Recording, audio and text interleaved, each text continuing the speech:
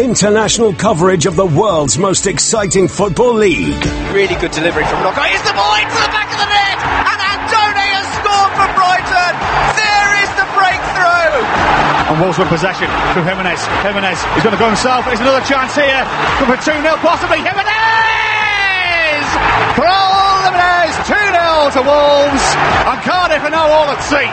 Every game is covered. Get involved in debates. Ask in-game questions to our commentary team and get goal updates with @TalkSport Live on Twitter. First time touch trying to find Lukaku. He's broken his way and Lukaku's meant it into the bottom corner for what may well prove to be the winning goal in the final minute of the 90. He's usually unerring from the spot. Harry Kane, he's scored all his last 5 spot kicks. He faces Bernd Leno and scores again. And Tottenham Hotspur have levelled with 16 minutes to go. Harry Kane has now got 9 goals in 9 games against the Gunners. It's Tottenham Hotspur 1, Arsenal 1. Premier League Live, brought to you by TalkSport Live. Go to TalkSport.com and sign up now to play the free TalkSport Predictor game. Predict the results of the English Premier League games this season for the chance to win top-flight weekly prizes. From the Gunners getting away goals at Anfield to epic finishes at the Etihad. Click TalkSport.com/predictor and register now for the chance to go top of the table in the ultimate football fan tournament. The TalkSport English Premier League Predictor game. Available online and for free at TalkSport.com/predictor. This is Premier League Live. You're listening to TalkSport's coverage of Tottenham Hotspur against Crystal Palace from the Tottenham Hotspur Stadium. I'm your host Tom Rennie, alongside me the former Spurs midfielder Kevin Watson. This is Premier League Live. Maurizio Pochettino has called this venue a dream come true. The Spurs have come marching into their new home with a bright future now in sight. It truly is a spectacular venue, still not the biggest in the Premier League, but it's hard to argue that it's not the best.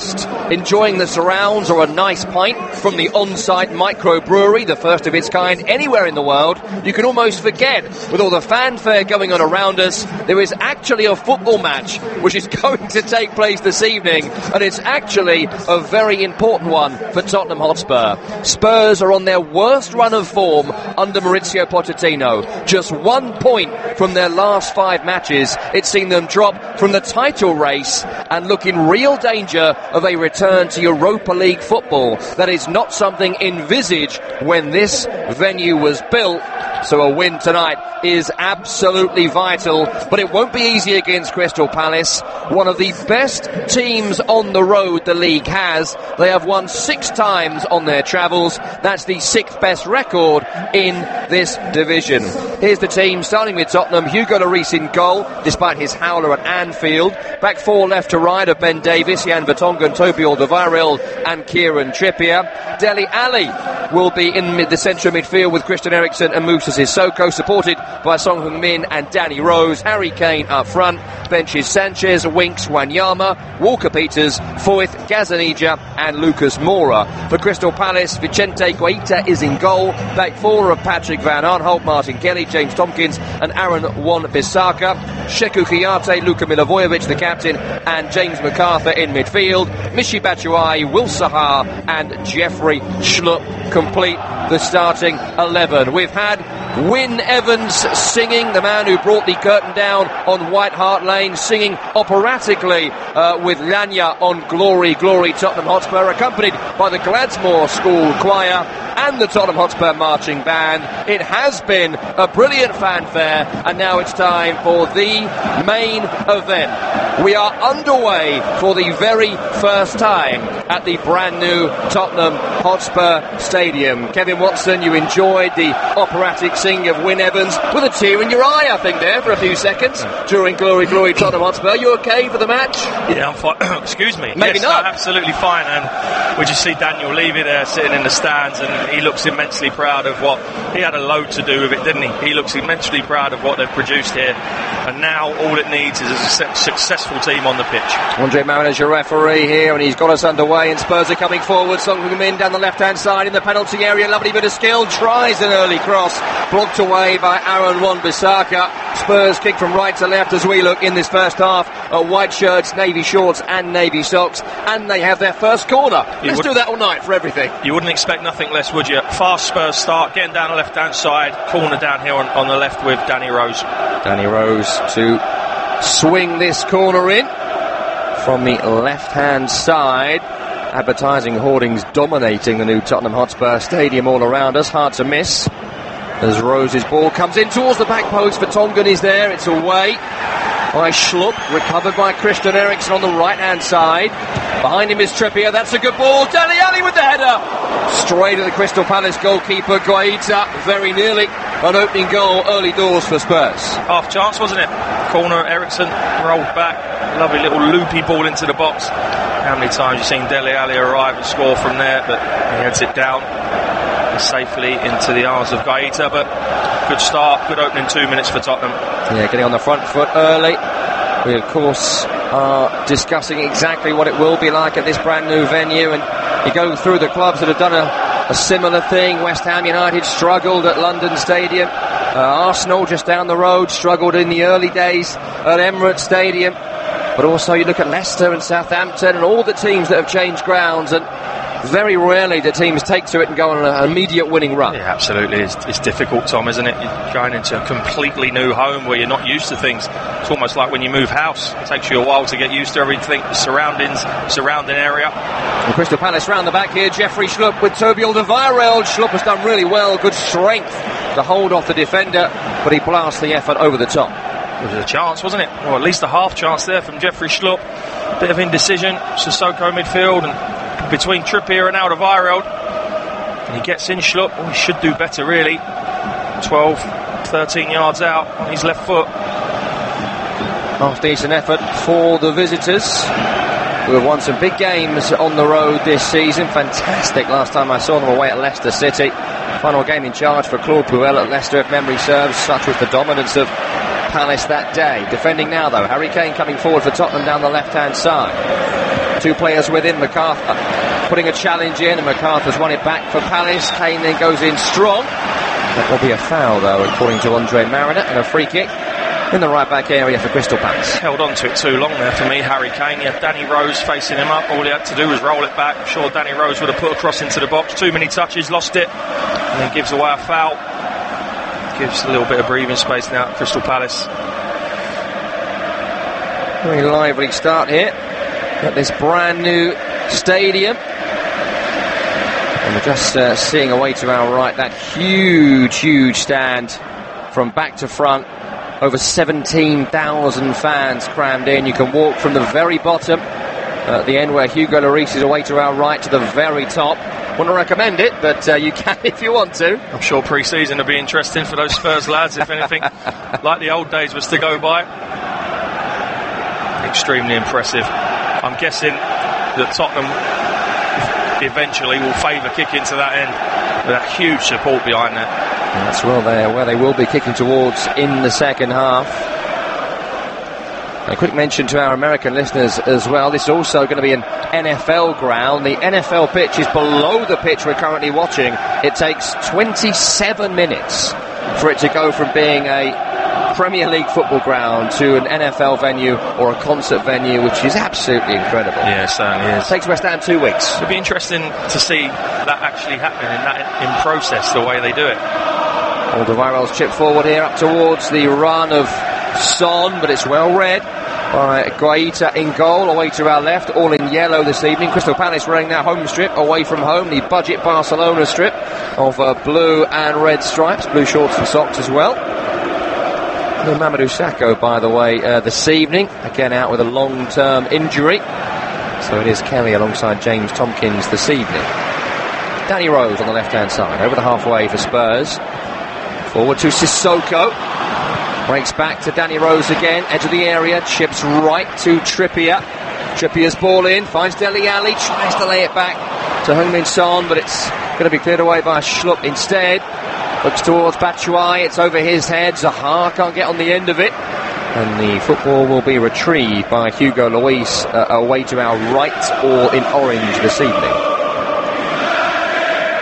Here's Dele Alli in the centre of the pitch, right to Sissoko. Still Eric Dyer out injured at the moment for Spurs. Wanyama unfancied, so Dele Alli in a much deeper role this evening. He started quite brightly, Dele Alli, got on the ball, used it well, linked play up. I think that Trippier already looks like the outball for Spurs, plenty of space on that right hand side.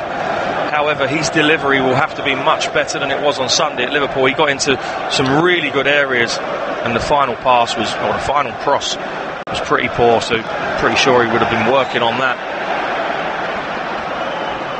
High ball there, sees Kieran Trippier land heavily. Slight breaking play here, 7 minutes gone. It is Tottenham 0, Crystal Palace 0. 2 other games this evening, by the way. Chelsea against Brighton and Manchester City up against Cardiff City. I can tell you there's already been a goal at the Etihad Stadium. We'll bring you that goal shortly. I think it's fair to say we know where it's gone, though. But I'll keep the tease out there. I want people to have that sense of mystery for as long as I can. You never know. You never know. Cardiff City need a win. And he hasn't played the under-23s. So maybe it is the way of Cardiff City. Let's find out right now. Your commentator for this one is Richard Wolfenden. To Laporte. Here he is looking for an option. The Spanish defender. He plays it through brilliantly to De Bruyne. He pulls it across the face of goal and scores from an impossible angle. And Manchester City take the lead. Kevin De Bruyne shakes his head. I'm sure it was accidental. But either way, the Belgian midfielder gives Manchester City the lead. Well, we know Cardiff's luck is out right now, but you can't blame the officials for this one. The footballing gods, it seems, want them to go down. Sounds like more fortune favouring anyone against Cardiff right now. Oh, unbelievable. Neil Warner, go wonder what he's done wrong this season. Well, we know what he's done wrong. Well, stand in the middle of the pitch and just stare at officials. No, it's, Kevin De Bruyne, as we heard on commentary there, almost holding his hands to his mouth, obviously a cross, didn't mean it, gone straight in the Cardiff net. So things are not getting any easier for Cardiff, safely to say. Not getting easier for Kieran Trippier here either. He's getting some extended treatment here. Now, of course, there are concussion protocols and things you have to do now with a head injury, and that's as it should be. But I wonder whether Kieran Trippier is going to be allowed to continue here. The medical staff are having an extended discussion now with Trippier. He's walking off the pitch. He looks a bit groggy, doesn't he? That's for sure. I think he copped an unlucky one. Probably Batshuayi coming across him, maybe a little lump on his eye there. Does look a little bit groggy as he walks off the pitch. Well, we are back underway, and it is Tottenham temporarily down to 10. Still Kieran Trippier getting some treatment. Moussa Sissoko has dropped into right back momentarily.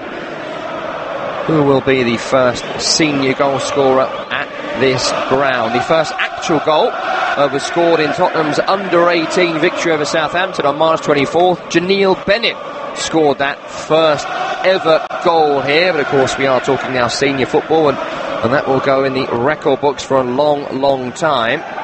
Also had the Tottenham legends against Inter forever as well. 5-4 victory for Inter that day, so Spurs have already lost it in many ways. Not officially though. A lovely ball forward here by Danny Rose. He finds Heung-min Son. There's space to shoot, dribbles it out right, been crowded out, still got it though, Heung-min Son. Into Eriksen, early effort. Didn't quite get hold of it, Christian Eriksen. It just goes harmlessly wide with no real pace. Good Tottenham move.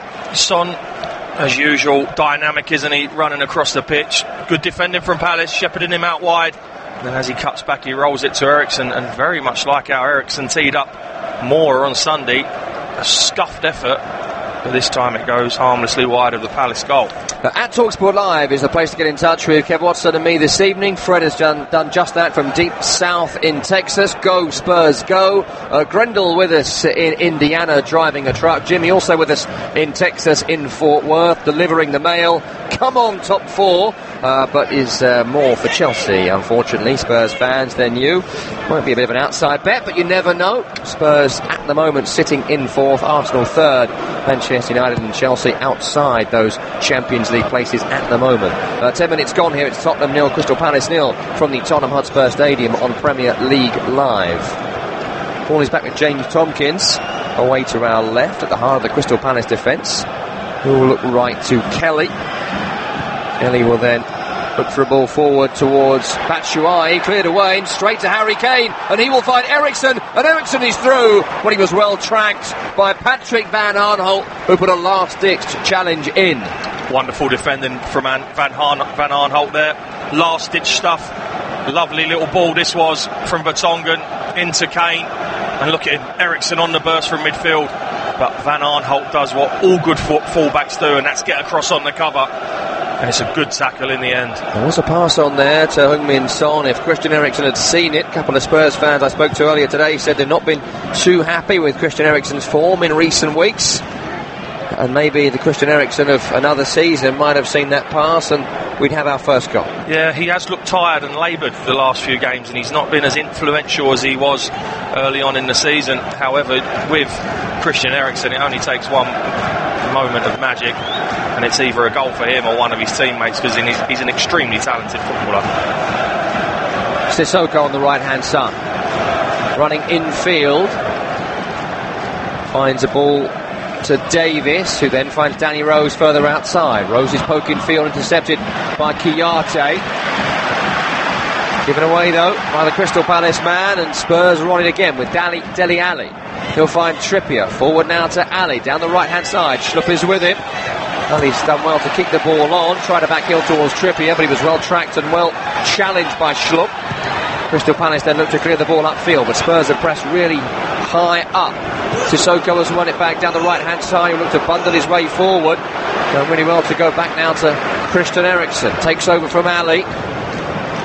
Centre of the pitch, Jan Vertonghen, midway inside Palace territory, tries the ball over the top to Kieran Trippier, who is back on, but too close to the Crystal Palace goalkeeper, and the attack is foiled. It's just the execution of that pass, wasn't it, from Vertonghen? How many times you've seen that ball? Left-hand side, defensive area, and he just looks for Trippier, coming in off the right-hand side and behind the fullback, and it was just poor technique. Unusual to say for Vertonghen, but the pass was on. Maybe a pass on here for Kieran Trippier, who's up over the halfway line. Early ball in towards Harry Kane, blocked by Kouyaté in midfield, who wasn't a regular starter for Crystal Palace at the start of this campaign, but has gradually grown into first team contention. Very important for the way the Eagles play on the road. Preferred in midfield this evening to Max Meyer and Andros Townsend, who are sitting on the bench. Long clearance by Palace there, goes all the way through to Hugo Lloris, away to our right, the Spurs captain. I don't know, is it worth questioning whether he should be in the starting 11 this evening, Lloris? I actually have thought this for quite a while now. We'll come back to that, Kev. Spurs are in the penalty area. Long ball to Danny Rose, low cross in, intercepted by Milivojevic and cleared away. Getting back to Lloris, I think the mistakes, the misdemeanours that he's making are now becoming all too frequent and more frequent than they were. And there's quite easily an argument for Gazzaniga to be put into the first team. I like him. I think he's done great every time he's played. And I think he's on borrowed time at the minute, even though, World Cup winner, etc. I don't think that counts for too much going forward if he keeps producing the mistakes like the one Sunday. Yeah, very poor catch at the death to gift Liverpool victory. I wonder what Toby Alderweireld had to say to him when they got back in the dressing room. Catch it.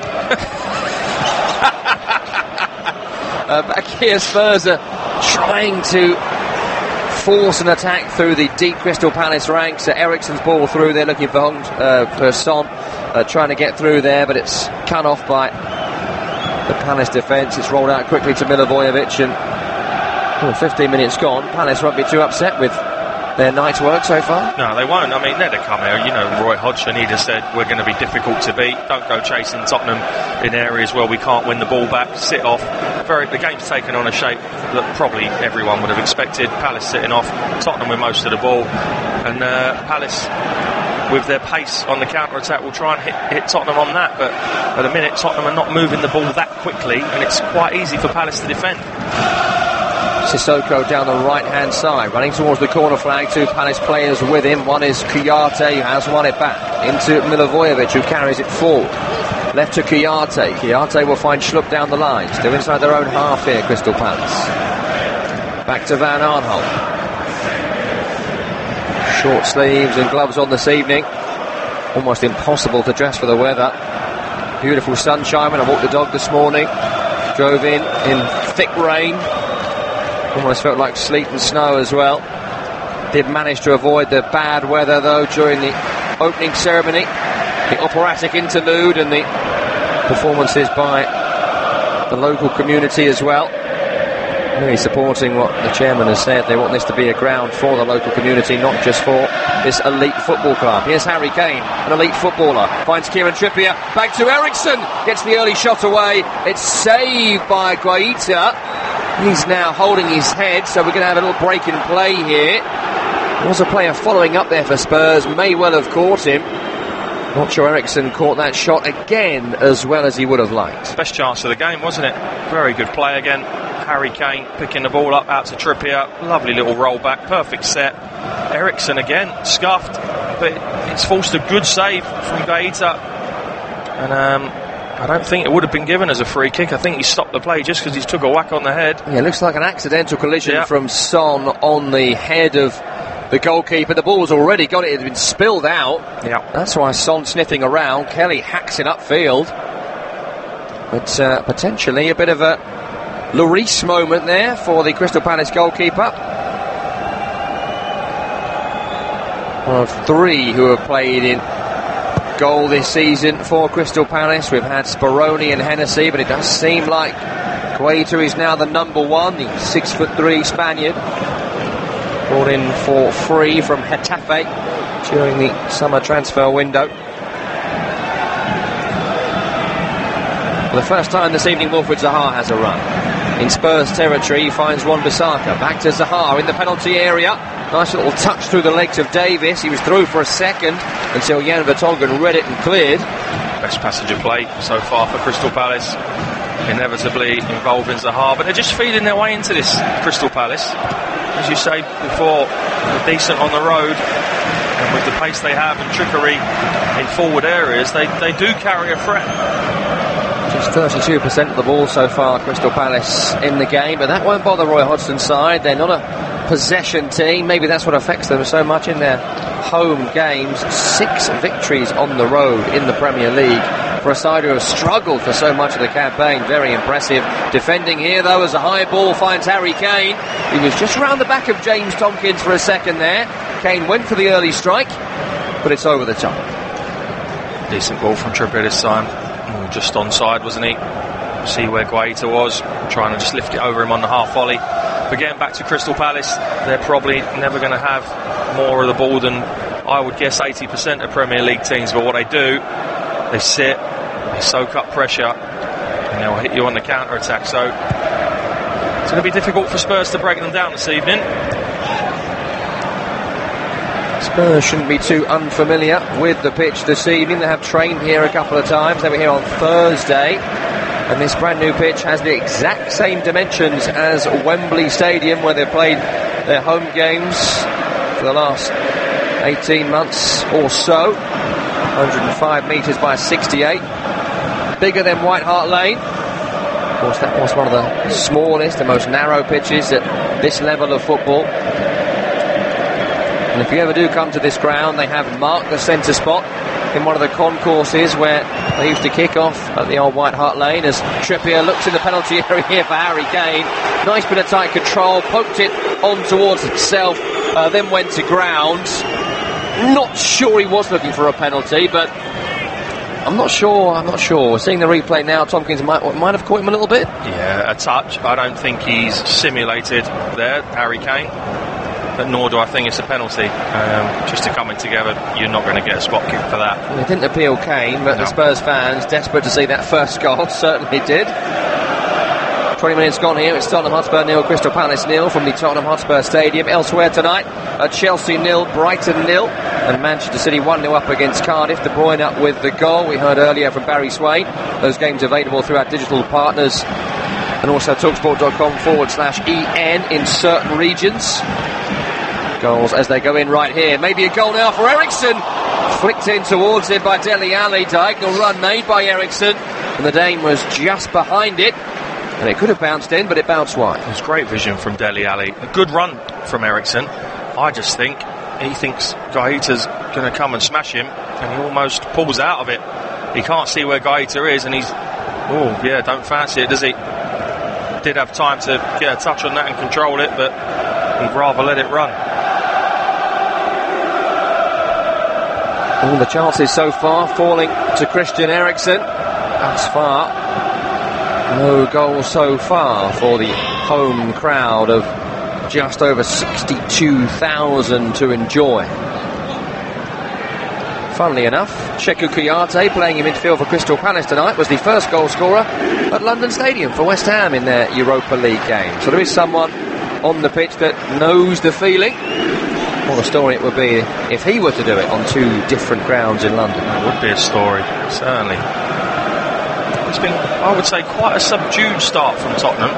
They've threatened a couple of times, but nothing. It's hardly a bombardment on the Crystal Palace goal at the moment. Spurs fans doing their best to create the atmosphere here. Always tough for fans to find a section of a ground they like to sit in. It's been a common complaint. A lot of teams that have changed venue in recent times, but certainly a decent atmosphere being created. Done all they can, Spurs, to make the fans know this ground before they finally move in. The extra 8-month wait, I'm sure, also helps. As MacArthur looks over the top here towards Zaha. Never going to find Wilf Zaha. Bouncing all the way through to Hugo Lloris. Not offering much going forward, Crystal Palace. So they're not at the moment. As I say, I think they were more concerned. Roy Hodgson would have been more concerned with not conceding for the first 20 minutes or so, and that's what they've done. That's the first part of the game done. They'll now ease themselves in. Well, lovely touch here by Christian Eriksen for Spurs, out right to Kieran Trippier. Running now at Kouyaté, further down the line in the channel to Son, by the end line with Tompkins, cuts it back, finds Trippier. He looks for Eriksen, maybe was trying to find Dele Alli behind Eriksen, but it was straight at Christian Eriksen, so not much he could do about it but control it. Spurs keep the ball, they work it out left to Davis. Outside of him is Danny Rose. Crystal Palace pressing Rose, so he looks back to Christian Eriksen, who takes a shot from distance. Always rising high though from Eriksen. Another chance for him, this one self-created. Always going over, never really bothering the goalkeeper. I think that's the level of frustration that Palace in this first 23 minutes have caused Spurs. You know, now Eriksen getting frustrated, impatient, shooting from a really long way out when there was probably better options. I think Roy Hodgson will be quite pleased with this opening 23 and a bit minutes. Ball up towards Batshuayi, intercepted by Vertonghen. Sissoko now on the ball in the centre circle, fired forward towards Christian Eriksen, intercepted though. But then Crystal Palace can't make anything of it. Up towards Harry Kane from Spurs, cleared away by Palace, headed forward by Davis, controlled by Milivojevic of Crystal Palace. Both teams for the moment just struggling to put their foot on the ball. Weird stat for this run, by the way. Spurs have won 7 successive top-flight games against Palace, 6 of them 1-0, including the last 5 in a row in the league. Well, that's the way this one's going at the minute, isn't it? Very tight between these two, but continually going the way of Spurs. They'd love that tonight, I'm sure. The home faithful. I think they knew it would be difficult this evening. Crystal Palace, a real tough team to break down. High ball by the Palace keeper, flicked on by Kouyaté towards Schlupp.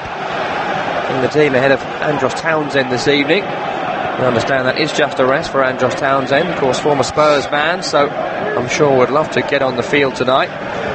No serious injury for him, but he's played a lot of minutes this season. Not a lot of yards for Crystal Palace. Here on the right hand side is Trippier, about 10 yards over the halfway, into Eriksen, back to Trippier again.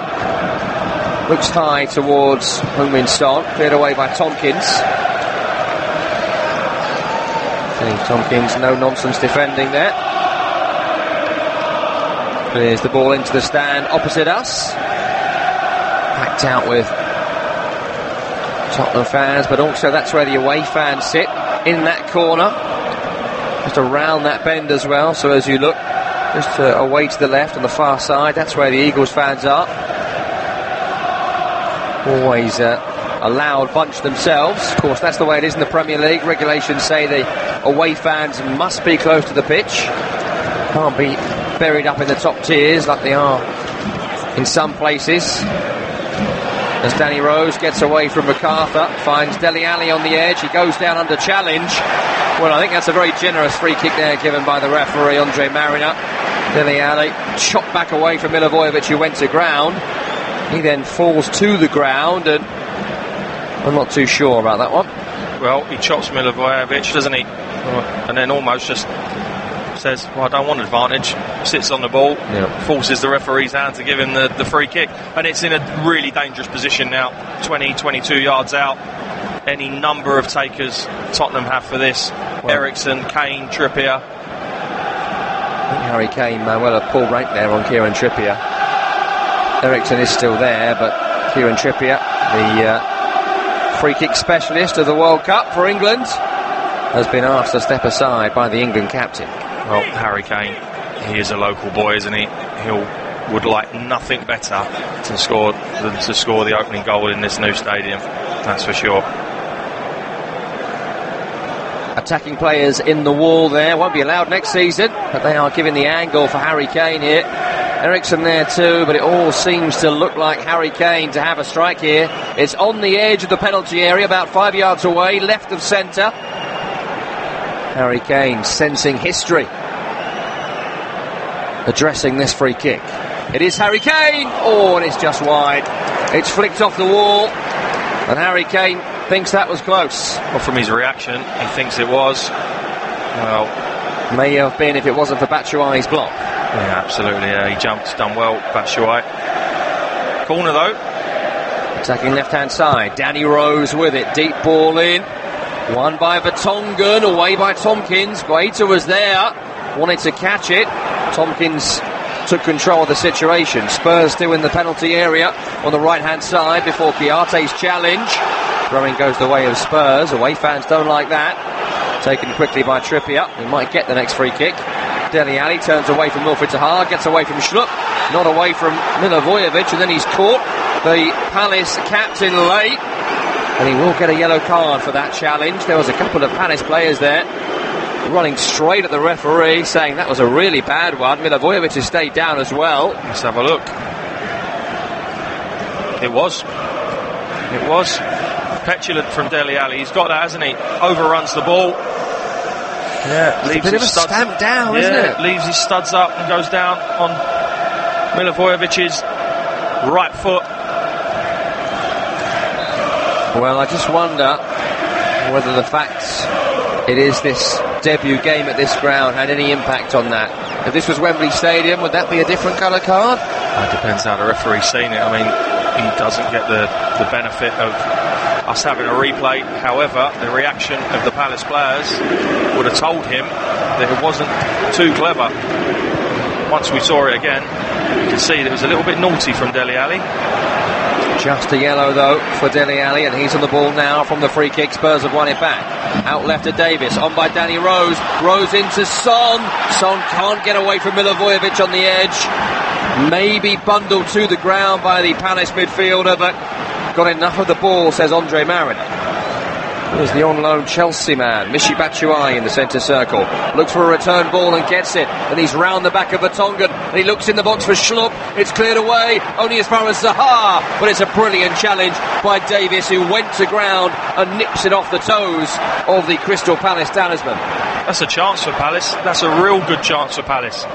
Again, a scuffed cross. And all he's got to do is play it in behind that Tottenham back four. And it would have been a chance. Bodies were arriving. Spurs coming forward now with Eriksen, centre circle, out left to Danny Rose in space. Cross comes in towards Harry Kane, it's away from Tompkins, but only glanced away. Recovered by Trippier on the right, he looks into Eriksen, back to Trippier again. 30 minutes gone, it's Tottenham 0, Crystal Palace 0 on Premier League Live. Milivojevic clears up towards Batshuayi, but he's beaten to it by Vertonghen. Vertonghen now will wind up a shot from distance. It's blocked by MacArthur. Breaks to Batshuayi. Dele Alli is with him in the centre circle. Got to be careful, the Spurs man. A trip then on Schlupp by Eriksen. Referee says play on. Batshuayi needs to do better for me when the ball goes up to him. He's not reading anything, he's not reading knockdowns. Spurs defenders again to everything in front of him.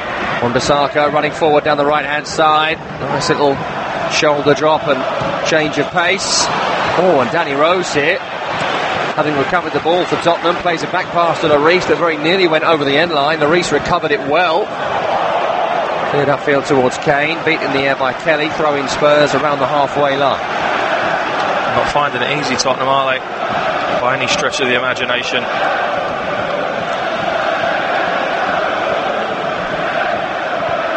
A new ground is no guarantee of success, no guarantee of immediate success.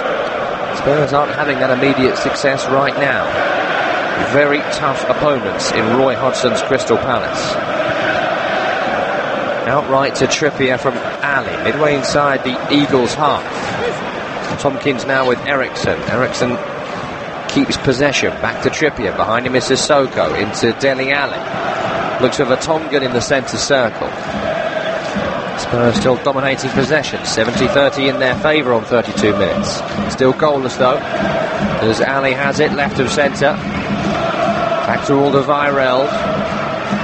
Trippier on the right hand side, but finds Sissoko behind him. Just a few moments here of calm possession for Tottenham. The game plan changes. It was very harem-scarum for the opening 10 minutes or so as they tried to get at Palace with pace. That didn't work. What about precision? Here's Alderweireld. Goes long, out left, looks for Rose in space. That's a really good ball. Danny Rose's cross, looks for Ericsson. It's away by Tompkins again. Once again reading the cross, the Palace defender. Only as far though, the clearance goes to Sissoko. Toss back in, away by Crystal Palace and Wan-Bissaka. Zaha then dispossessed by Davis on the edge. Breaks to Danny Rose. Rose looks for Harry Kane with a fired pass. Intercepted. And it will go for a throw on this near side. James Tompkins has had a really good start to this game. Good half an hour, that's twice now. Really important headed clearances when it looks like Harry Kane's going to get in. Good half an hour for James Tompkins. We're into Ericsson, sees him give the ball away again, but Milivojevic's pass upfield was poor. Then Dele Alli caught dawdling on the ball by Batshuayi, but he can't do anything with it. And Tottenham are back on the ball again, and Kev, an example of what you're saying. Batshuayi's got to do more. He's got to do more when the ball goes up to him. I mean, his team are not going to have a great deal of the football as it is. So when they do and they play it up to him, he's got to read things, he's got to anticipate. All too often, Vertonghen and Alderweireld are stepping in front of him, and the Spurs attack start again. Here's Davis down the left-hand side, released by Rose. Kelly goes to ground by the corner flag. Throw to Tottenham. Crystal Palace hoping to record 3 consecutive away wins in the top flight for the first time since 2015. Showing all the solidity that has made that record possible. More defending to do here though as Davis' ball comes in. Again it's away by Tompkins. Trippier recovers. Back to Sissoko. Return to Trippier. Infield to Ericsson. Back to Kieran Trippier again. Schlupp is against him. Simple ball to Ericsson, who fires it crossfield to Davis. Davis looks outside of him to Danny Rose. Rose running at Wan-Bissaka, and for a second looked like he might get past him, but the young England fullback went to ground and knocks the ball away from Rose. It is a throw which is taken already. Ericsson clips it in towards Harry Kane. Kane heads on. It's on target from Kane, but it's well read by Guaita. It's on target, but Palace won't be bothered by that sort of effort. Both centre halves in and around Kelly and Tompkins, in and around Harry Kane. Harry Kane impossible to score from there. All he can do is flick it goalwards, but never ever going to get enough purchase on it to trouble the goalkeeper. Schlupp looks to head on the big clearance. Clatters into Moussa Sissoko. No free kick given by Andre Mariner to either team. Both players running into each other. That's a loose pass there from Vertonghen. Recovered by Trippier on the far side. Back to him again via Alderweireld, heading towards the halfway. One of those trademark step-overs and change of pace from Vertonghen. Finds the ball out right to Trippier, in towards Harry Kane, who looks to flick it to Son, but it's going to go out of play, defended by Patrick Van Aanholt. That was better from Spurs in the sense that Vertonghen stepped into midfield, created a little bit of an overload. Batshuayi didn't track him, then all of a sudden they got a spare man in there, gets it out to Trippier. But then again, once he got out there, it's broke down again in that final third. Mauricio Pochettino, pretty sure, won't be happy that they're not creating an awful lot of chances here at the moment. The Spurs go marching in, bellowing around this ground as Spurs come forward with Davis, found by Rose. Cross comes in, bad challenge, Zaha. I think he's got plenty of the ball, Wilfried Zaha, but it was very risky on the edge. Then Danny Rose goes to ground to challenge Wan-Bissaka. He's come off the Palace man last as well. I'd like to see that again, actually. Let's have a look. Just getting the replay from the challenge on Zaha on our monitors, and that for me should be a penalty. That is a penalty all day long. He doesn't know where Ben Davies is. The ball's bouncing around.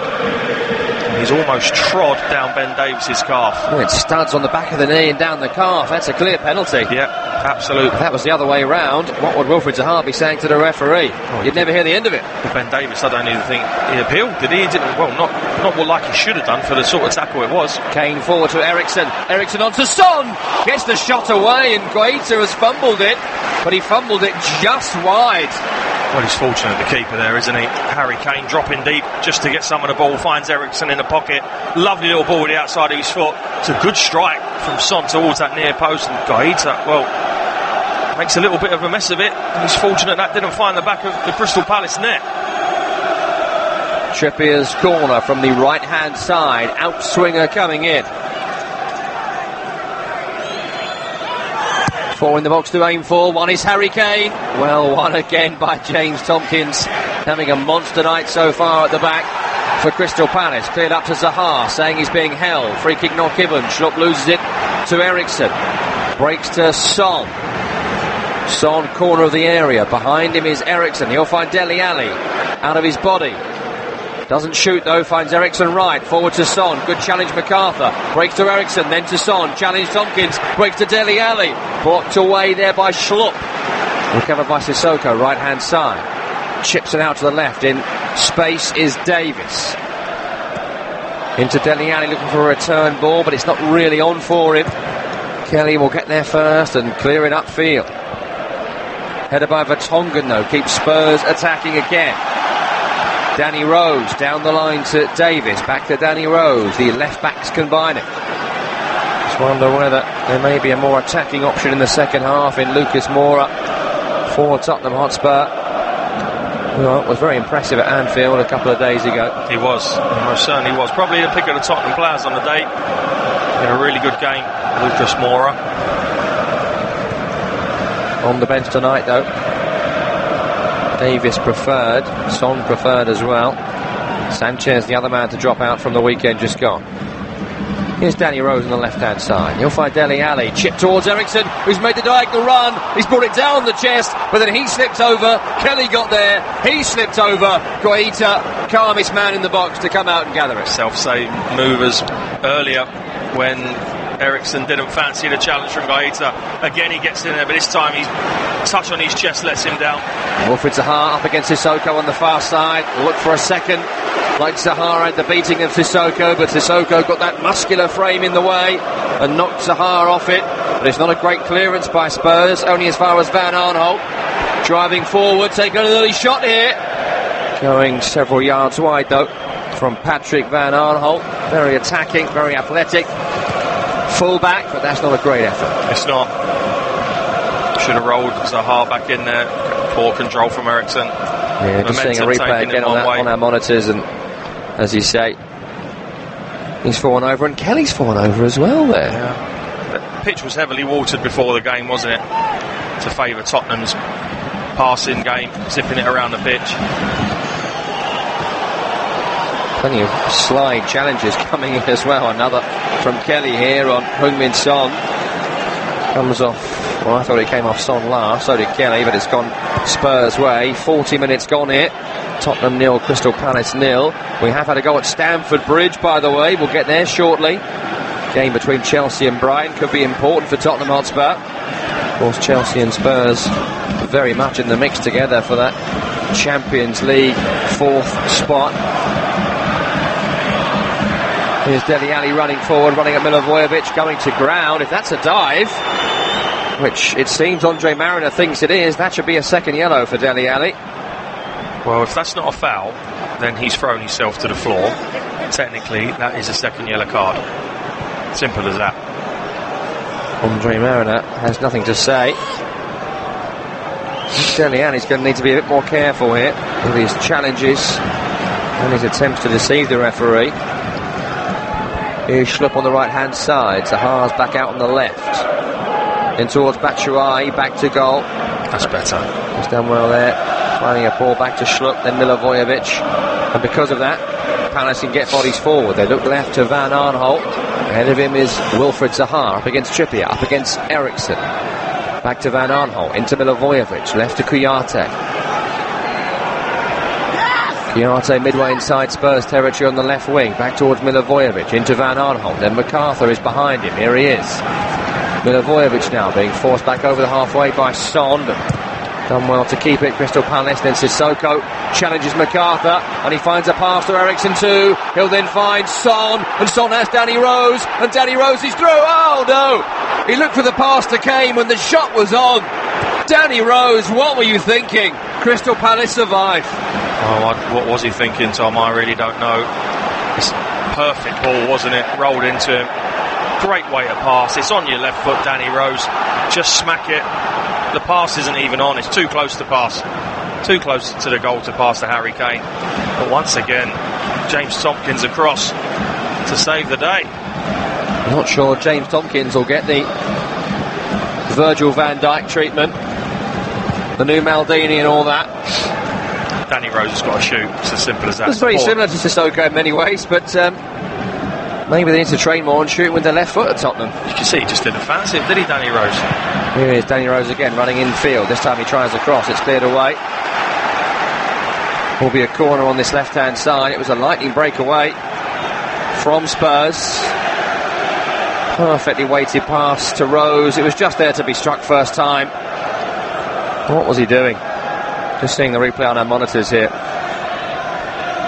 That was 62,062 people with their hands on their head as this ball comes in.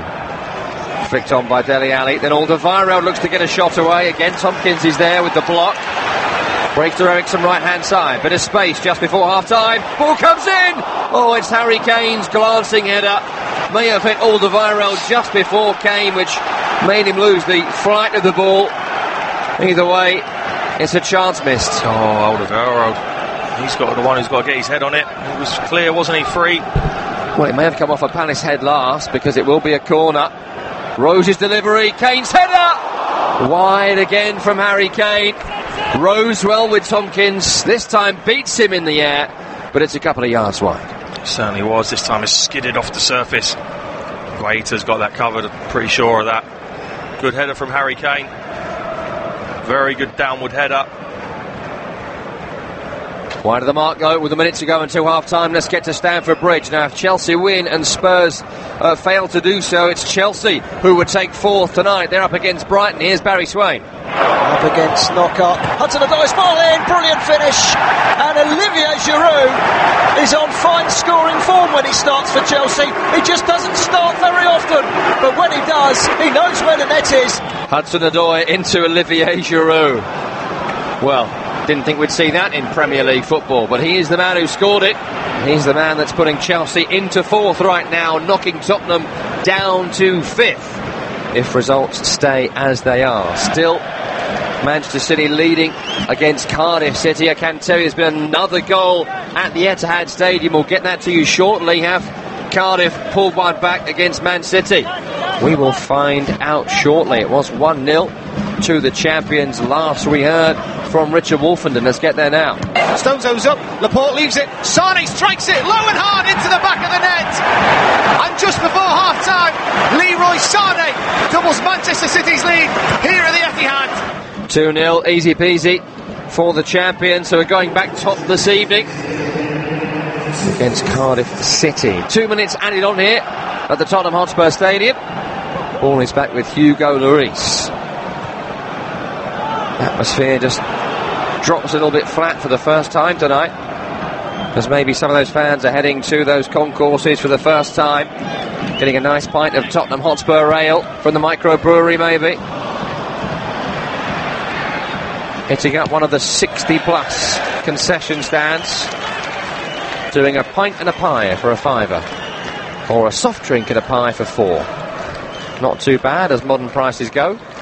No, absolutely not. That's £75 at Wembley, so it's much better.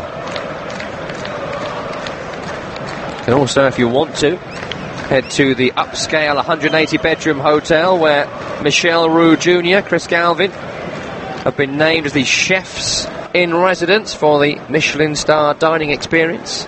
Impressive. Or you can get a hot dog and a pie for £5. So, it's up to you. Different needs, different people, all levels. You're not going to have a sit-down meal in 15 minutes at half-time, yeah? Well, I can eat very fast. As long as they're ready when we get there, we'll be fine. Get the chips on the table, Roo. We're hungry. Forget the pint.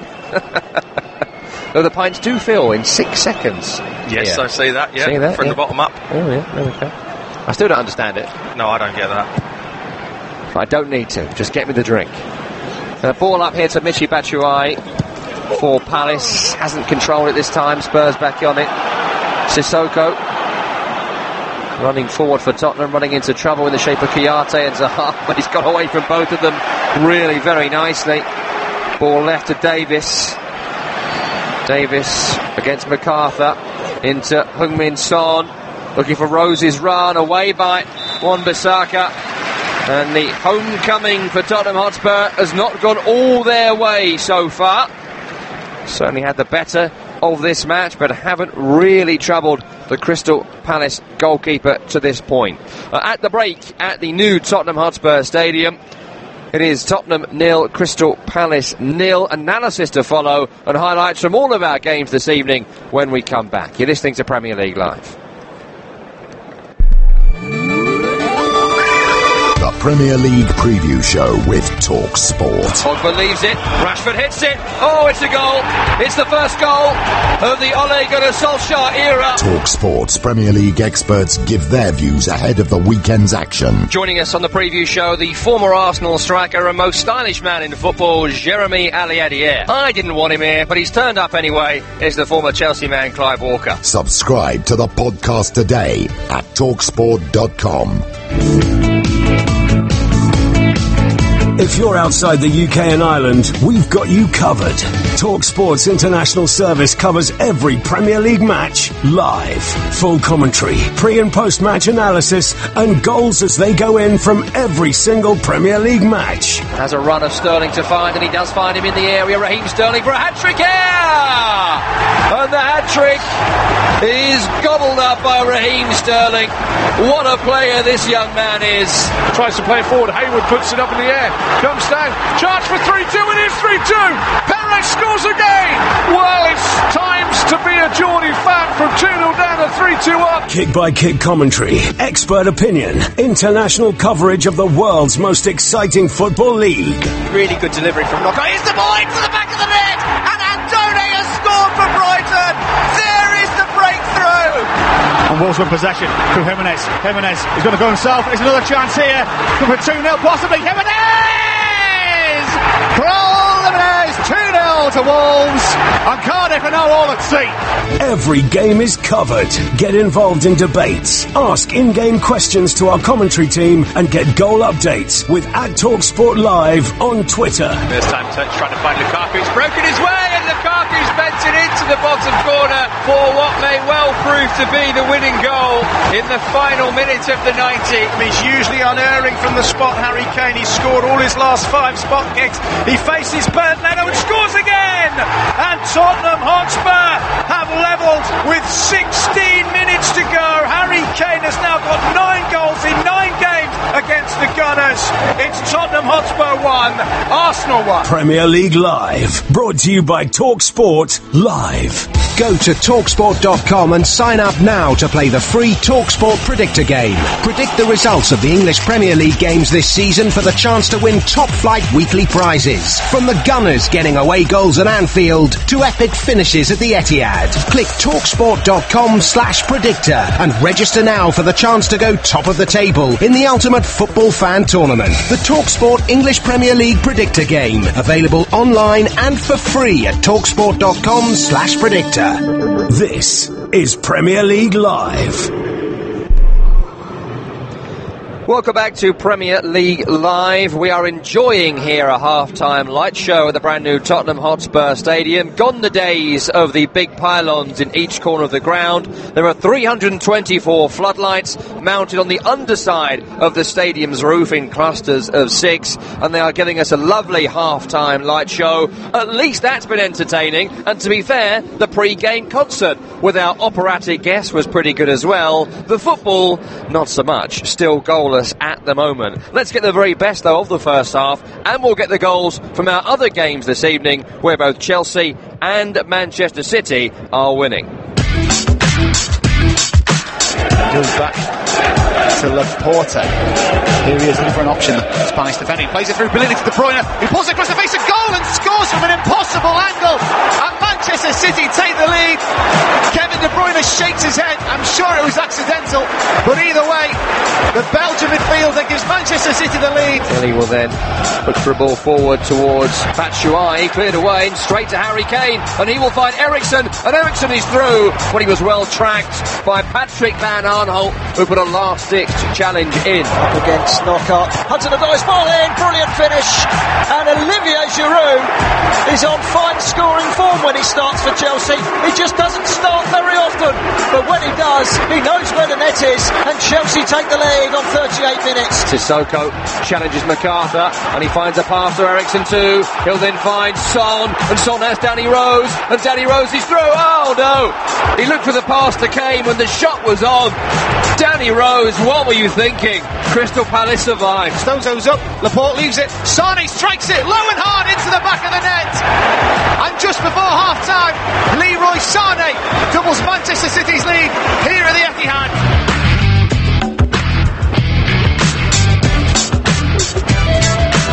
So Man City are winning their game up against Cardiff, just 2-0 at the moment for the champions, who go back top with victory this evening. Chelsea winning their game as well, as you just heard, up against Brighton, who are not out of relegation trouble as yet. Chelsea would climb above Spurs tonight and go in the Champions League positions if results stay as they are.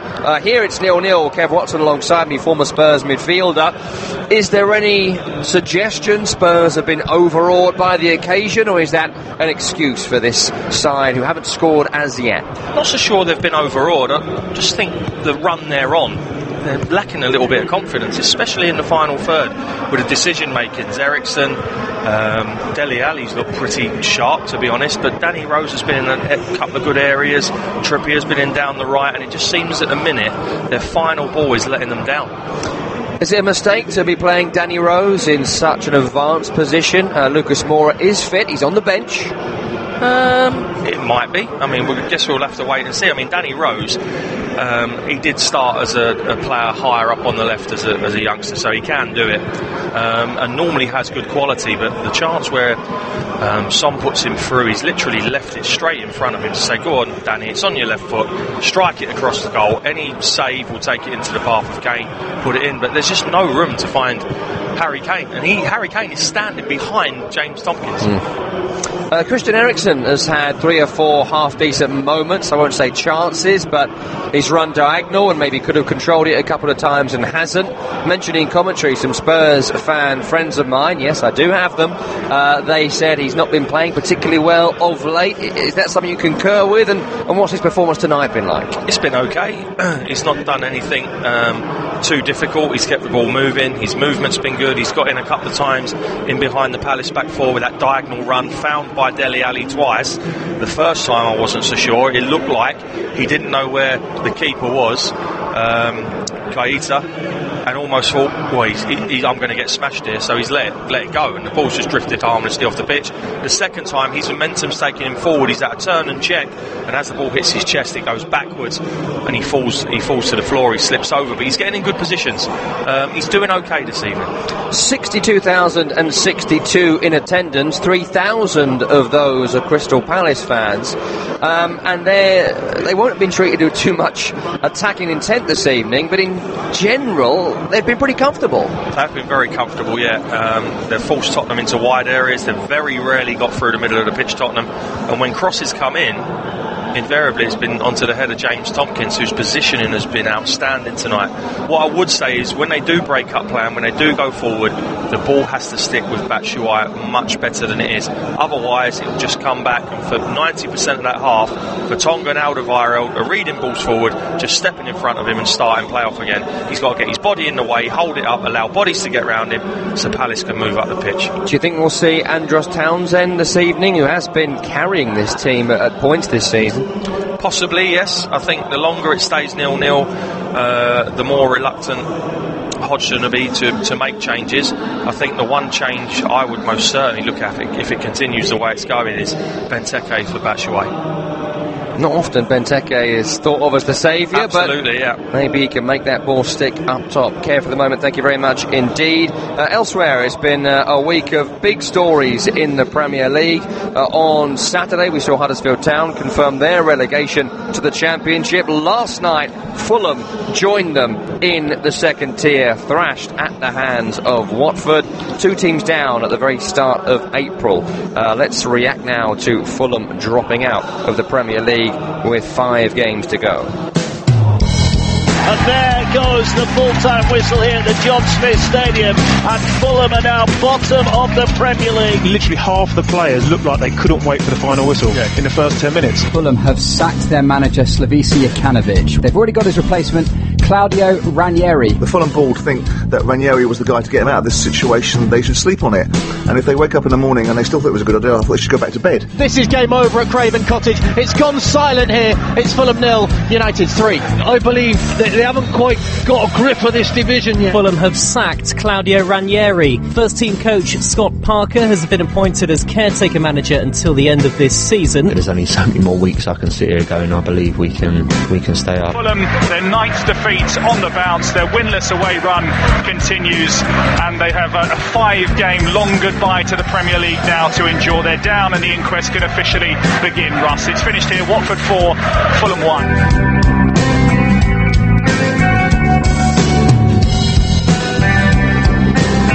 I'll tell you what, we put that package together earlier on. We were looking for negative moments from Fulham's season. We could have made 7 hours worth of content there, cut down to about 90 seconds. Fulham are now in the Championship. Fulham and Huddersfield gone. It's just the second time in a Premier League campaign where 2 teams have been relegated with at least 5 games remaining. Also happened back in 94-95 when Leicester and Ipswich both went.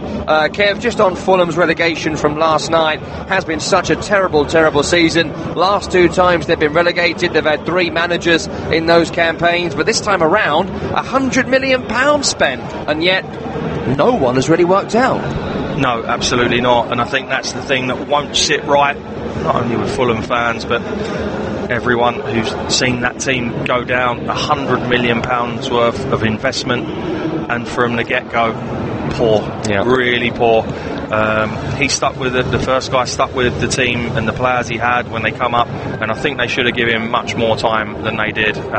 Sometimes it's better the devil you know. Ranieri didn't work, and then poor Scott Parker's come into a team that were just waiting to be relegated. Defensively, an absolute shambles this year. A few games to go for both of those teams. Hopefully they'll give the fans something to cheer. Hopefully Spurs will give their fans something to cheer in their first game at this ground in the second half. At the break between them and Crystal Palace, it is goalless. The second half is next. You're listening to Premier League Live. There's more to life than football, money and fun. Well, not much. Kick off the new season with TalkSport's £1 million Predictor game. Register now at talksport.com/predictor and play for free throughout the season. Play it in the van. Play it on the can. Play it with your gran. Win £1 million sterling. It's the biggest prize in the history of TalkSport. The TalkSport £1 million Predictor game. Players must be 18 or over. See talksport.com/predictor for full conditions. If you're outside the UK and Ireland, we've got you covered. TalkSport's international service covers every Premier League match live. Full commentary, pre- and post-match analysis, and goals as they go in from every single Premier League match. Kane now on his left foot, bends the shot, what a goal from Harry Kane! MBE! Stunning finish with his left foot into the top corner. It's wonderful from Spurs. It's magnificent from Harry Kane. No wonder the Queen wanted to bestow an honour upon him. What a goal to celebrate. Every game is covered. Get involved in debates. Ask in-game questions to our commentary team and get goal updates with @TalkSport Live on Twitter. Salah's readying himself to take this one. Van Dijk's there. Lovren's there. Fabinho's there to open his account for Liverpool. And just as City go 2-1 down at Leicester, Liverpool stamp their authority at Anfield.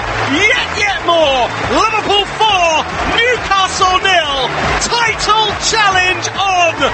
Are they now the favourites? Kick-by-kick commentary, expert opinion, international coverage of the world's most exciting football league. Aubameyang through to Torreira inside the area. Torreira scores! And surely now, North London is red again. Arsenal 4, Tottenham 2. Here's Maddison for Leicester. Vardy chance, Vardy goal. Leicester City out of nowhere have got the lead. Jamie Vardy, who's been virtually anonymous this afternoon, isn't anymore. Wonderful finish by Vardy, and it's Chelsea 0, Leicester City 1. Premier League Live, brought to you by TalkSport Live. The Premier League Preview Show with TalkSport. Pogba leaves it, Rashford hits it, oh it's a goal, it's the first goal of the Ole Gunnar Solskjaer era. TalkSport's Premier League experts give their views ahead of the weekend's action. He's put down the dumbbells and has turned up here for the show. Chris Iwelumo is on the preview show. A Premier League winner, Paul Parker, joins us on the Premier League Preview Show. Subscribe to the podcast today at talksport.com. This is Premier League Live.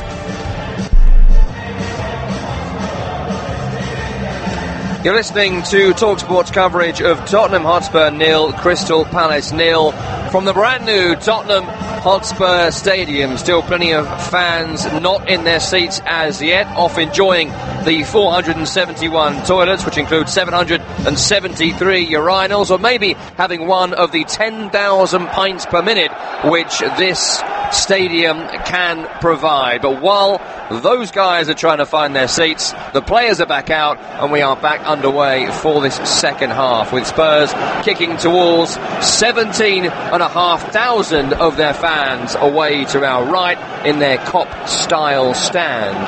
No changes for the home team at half-time, so Hugo Lloris in goal. Back four of Ben Davies, Jan Vertonghen, Toby Alderweireld and Kieran Trippier. Midfield of Christian Eriksen, Dele Alli, Moussa Sissoko. In the wide positions, Heung-min Son and Danny Rose. Harry Kane up front. Benches Sanchez, Winks, Wanyama, Walker-Peters, Foyth, Gazzaniga and Lucas Moura. For Palace, Vicente Guaita is in goal. Back four of Patrick Van Aanholt, Martin Kelly, James Tompkins and Aaron Wan-Bissaka. Midfield of Luka Milivojevic with Sheku Kouyaté and James MacArthur. Up front, Michy Batshuayi, supported on the wings by Will Sahar and Jeffrey Schlupp. On the bench for them, it's Ward, Dan, Maya, Townsend, Hennessy, Ayew and Benteke, and they kick from right to left in this second half towards their fans as well. They are in their familiar home shirt away from home of red and blue stripes. Corner for Tottenham early, won by Danny Rose, to be taken by Danny Rose, away on that left-hand side. Whipped in towards Harry Kane, again beaten in the air by Tompkins, breaks to Trippier, who puts his foot through it, but keeps his head up and it goes some way. over the bar. Well, persuaded by 17,500 Tottenham fans behind that goal to shoot. I think he wished Kieran Trippier that he hadn't have done so, because it must have gone halfway up into that soaring stand behind the goal there. And that is not easy to do. It's about 35 metres high. I've done my research today. I don't know if you know that. That must have been 33 of them up, I reckon, where that's ended up. Just seen a little image on our monitors here of a Spurs fan, young boy, 6 odd years old, catching the ball and trying to put it under his coat. And not wanting to give it back, and Dad saying, come on, you've got to give that back, mate. We are back underway. The ball has made its way back down that enormous stand. Waiter's goal kick has been recovered by Tottenham Hotspur. The other 2 games back underway tonight, by the way, as well. Chelsea 1, Brighton 0, and Manchester City 2, Cardiff City 0. Still goalless here between Spurs and Palace. Long ball towards Danny Rose, who miscontrols. Plenty of time to see it there, Danny Rose, but I don't know, something doesn't seem quite right about Danny Rose in tonight's performance and across recent weeks as well to me. He's most certainly used to now coming from behind the ball, if you like, behind the play. Spurs coming forward here with Heung-min Son. Snapshot from 30 odd yards. Once again, always rising. Another goal kick for Crystal Palace. I think he needs to do better there. He's unopposed. Son just leaned back. He's 4 or 5 foot too high over the bar. Just a reminder of recent form. Of course, we have been drawn into the history of this evening, and for very good reason, but Tottenham Hotspur just 1 point from their last 5 games. It's their worst run since under Harry Redknapp back in 2012. It really has been a struggle in recent times for Tottenham. They were in the title race and 10 points clear of Arsenal 5 games ago. Now sitting behind the Gunners, and if Chelsea win, out of the Champions League places. Here's Danny Rose down the left wing. Loops in across towards Ericsson, again won by Tompkins for the nth time tonight. Away then by Kouyaté, forward by Dele Alli's head, picked up by Ben Davies on the left. His header infield finds Rose. MacArthur thinks he was fouled. Andre Mariner, our referee, says no. In towards Moussa Sissoko, running forward against Kouyaté, who can match him for strength, and he's put in a really good challenge as well. Kouyaté, Sissoko stopped him clearing it, but Palace trying to throw in the right back area. Great defending from Kouyaté there. Sissoko trying to drive outside him. He's read it, got his arm across. Good defending.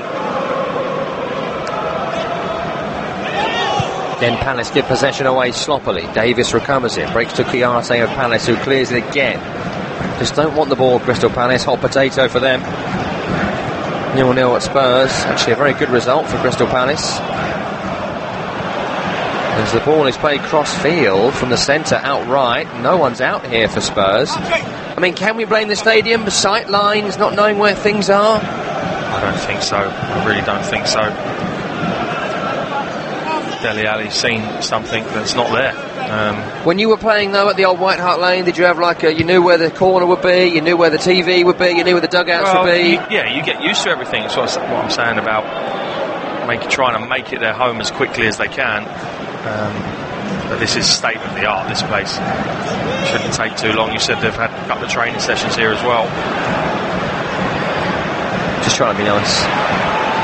Not been great from Tottenham so far. That's not a great challenge there by MacArthur on Ericsson. No free kick given. And it's broken on this left-hand side to Michy Batshuayi. Oh, that's a good effort. Only a few yards wide from Batshuayi. Shift and shoot. Lloris was scrambling. Yeah, that's better from him. And that's a foul on Ericsson for me. It's turned forward from Kelly, I think it is. Batshuayi is allowed to turn. Trippier allows him to turn, comes in. And he's just trying to angle that shot into that far corner. And he wasn't too far away. Lloris with the pump up field. Controlled by Danny Rose on the halfway. In towards Dele Alli. Good work by MacArthur, forcing him back. Left to Davis and into Sissoko. Moussa Sissoko. Left to Davis. In towards Kane, who's come deep. Kane with a spread. What a great pass that is to Trippier on the right. Corner of the area. In towards Ericsson in the area. Back towards Heung-min Son. Shifts the ball away from Kouyaté. Challenged by Kouyaté, breaks the Trippier. He's away from his man, into Harry Kane. Kane wants to shoot, does, and it's blocked by Kelly, who read the danger and gets the ball away for Palace. Trying to walk it in, Spurs. Really trying to walk it in there. Good defending from Palace. I'd like to have seen a shot be got off much earlier than that, though. Eriksen's chip towards Harry Kane, brought down on the chest by Harry Kane, challenged by Wan-Bissaka. Goes for a goal kick. Spurs fans don't like it. Andre Mariner and Harry Kane and Christian Eriksen having a bit of a set to there. It looks like a corner to me, that. Well, getting the replay on the monitors, I'm not 100% sure. May have been Kane. Either way, it's not been given. Well, Tottenham Hotspur, some have said in North London, have copied Arsenal Stadium, and now it seems they're copying their style as well. Trying to walk it in, yeah, absolutely. Crystal Palace survive. And they're on the ball now on the halfway with Van Aanholt. He goes back to Guaita, good high press from Tottenham. Eriksen chasing him down, he just got that away, making everyone's hearts flutter a little. Lovely play by Danny Rose there. Shifts the ball away from his man and finds the ball down the line to Kane. Infield to Dele Alli. Looks left to Ben Davies. About 10-12 yards over the halfway down the left channel. Running into MacArthur. Well, he's given the free kick there, Andre Mariner. I'm not too sure about that. MacArthur looked to turn and chase the ball. And I wonder where he was going to go. Davies sort of ran into him, didn't he? He's just read it, MacArthur. It's good defending for me, that. Andre Mariner looked like he was going to say no, nothing in it. And for some reason changed his mind. Free kick on the left-hand side, about 8 yards away from the attacking left corner of the penalty area. Maybe 30 away from the end line. In-swinger coming in here. Vertonghen unmarked, currently at the back post. Alderweireld's in there too, and has Tompkins for company. Kelly has now shifted over to this far side to mark Vertonghen. It's Eriksen's delivery towards the near, away by MacArthur. Picked up by Sissoko, who chips it forward. Came a bit offside, so Kelly clears. Brought down by Danny Rose. Challenged well by Milivojevic, who can't smuggle it to Schlupp. Rose recovers and finds a pass left to Eriksen. Eriksen's left-footed cross towards the back post. No one's at the back post for Tottenham. And it's recovered by Guaita, who gets Crystal Palace moving. Into Zaha from Van Aanholt. Cheikhou Kouyaté now up to the halfway. He'll find Van Aanholt. Into Kouyaté. Back to Van Aanholt. Hospital pass there for Wilfried Zaha, but he's done really well to win it back. Eriksen didn't clatter in like he could have done. But it's a poor crossfield pass. Straight to Danny Rose. Good challenge, MacArthur. Hard-working display from him tonight, stopping Spurs getting forward. Milivojevic has then lost it to Christian Eriksen, and Eriksen finds Heung-min Son, and Son's in the area. He's away from two. Heung-min Son! Welcome home, Tottenham Hotspur. There's the goal they waited nearly 700 days for, and Heung-min Son finds the bottom corner in front of 17,000 fans at that end. It's Tottenham 1, it's Crystal Palace 0. Well, they've been a bit fortunate there, Tottenham. First of all, Van Aanholt, a horrible crossfield ball that's read by Danny Rose. Milivojevic ends up winning it back. Then he takes too long on the football, gives it away, nicks it. It's Eriksen, I think, who nicks it. Yeah, gets it back.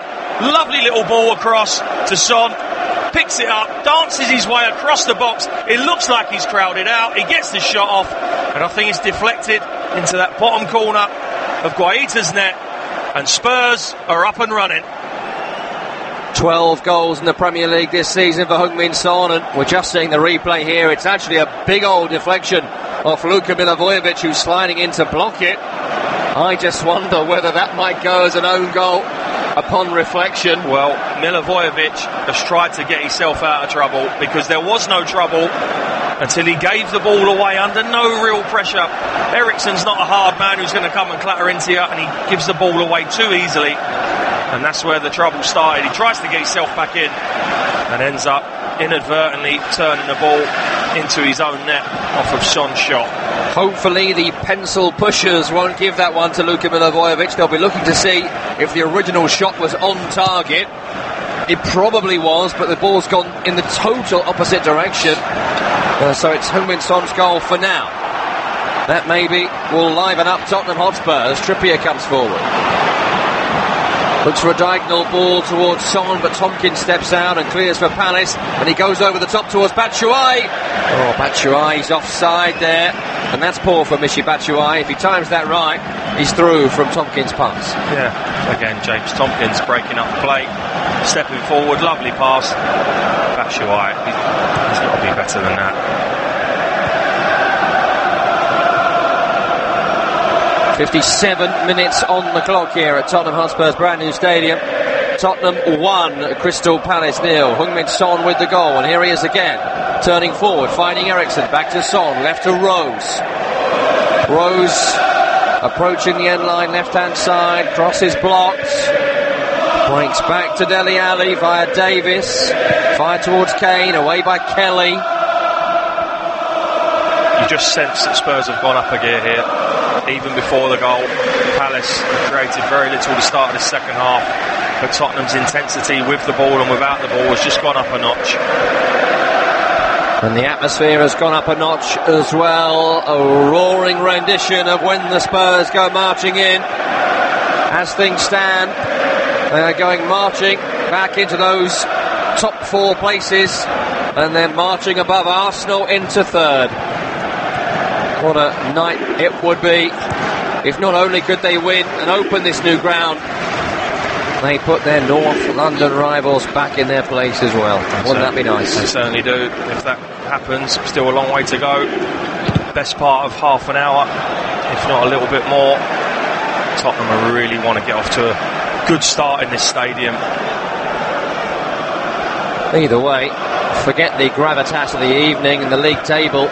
In the match itself, with half an hour and a little bit of change remaining, Kev, we've got to see more of Crystal Palace here. Yeah, we have to now. Yeah, we have to. I think Roy Hodgson, being the pragmatic manager he is, will think, while it's only one, we will get a chance. However, you've got to get into the opposite team's half, let alone penalty area, to get a chance. Ball forward towards Eriksson, out left to Danny Rose. Rose delivers towards Kane, away by Tompkins again, breaks to Sissoko, into Eriksson, back to Sissoko! Oh, and he's just taken it off the toes of Harry Kane and allowed the defender, I think it was Van Aanholt, to steal right on the penalty spot. He gets in some great areas, doesn't he, Sissoko? And he's just not a natural finisher. The ball falls to him. Look at that, it's a heavy touch. I thought that Eriksson was going to play a lovely little dink ball back into him, but he didn't. It deflects back into Sissoko's path though. He just can't control it. If you're going to push Harry Kane out the way, you should probably find the back of the net. Corner for Spurs on the left. Trippier takes it in towards Kane. Punched by Guaita. The ball ricocheted off Davis back and went straight back to the Crystal Palace goalkeeper. He was lucky there, wasn't he? Free punch, punched it onto the back of a Spurs player, and it ends up back in his arms. Should have been clearing that much further than what he did, the goalkeeper.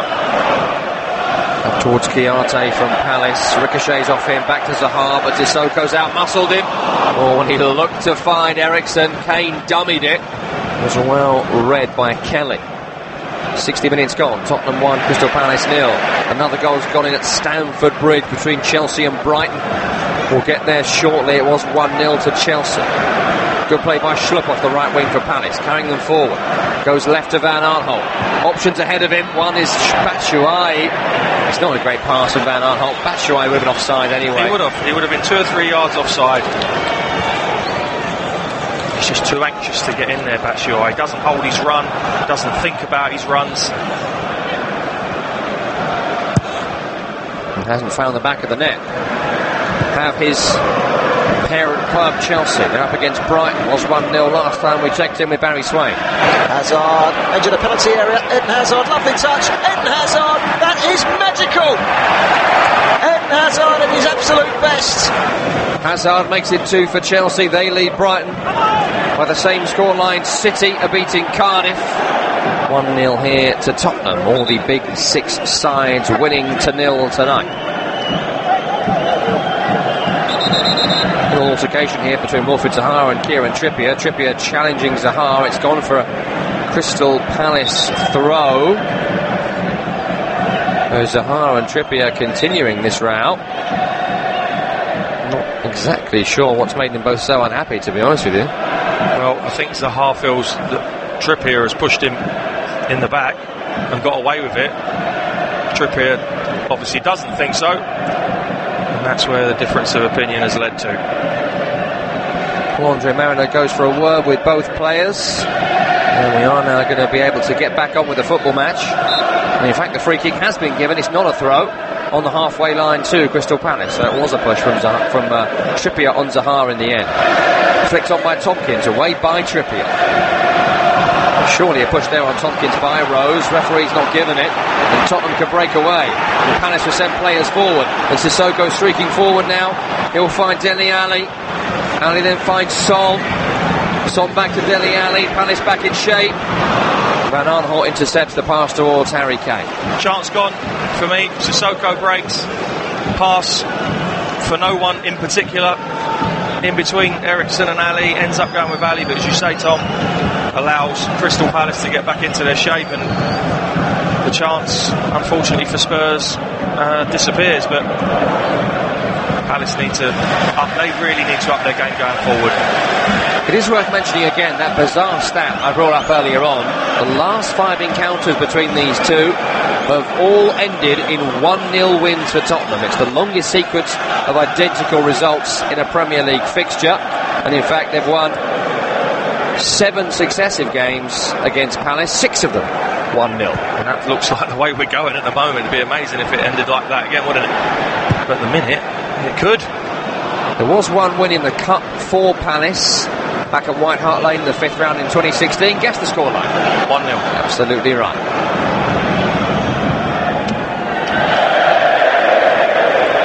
Ball out left towards Patrick Van Aanholt here. He's miscontrolled it right in front of Roy Hodgson, who has a scowl that could be seen all the way around this venue on the giant LED monitors that the fans can see the highlights and best of the action on.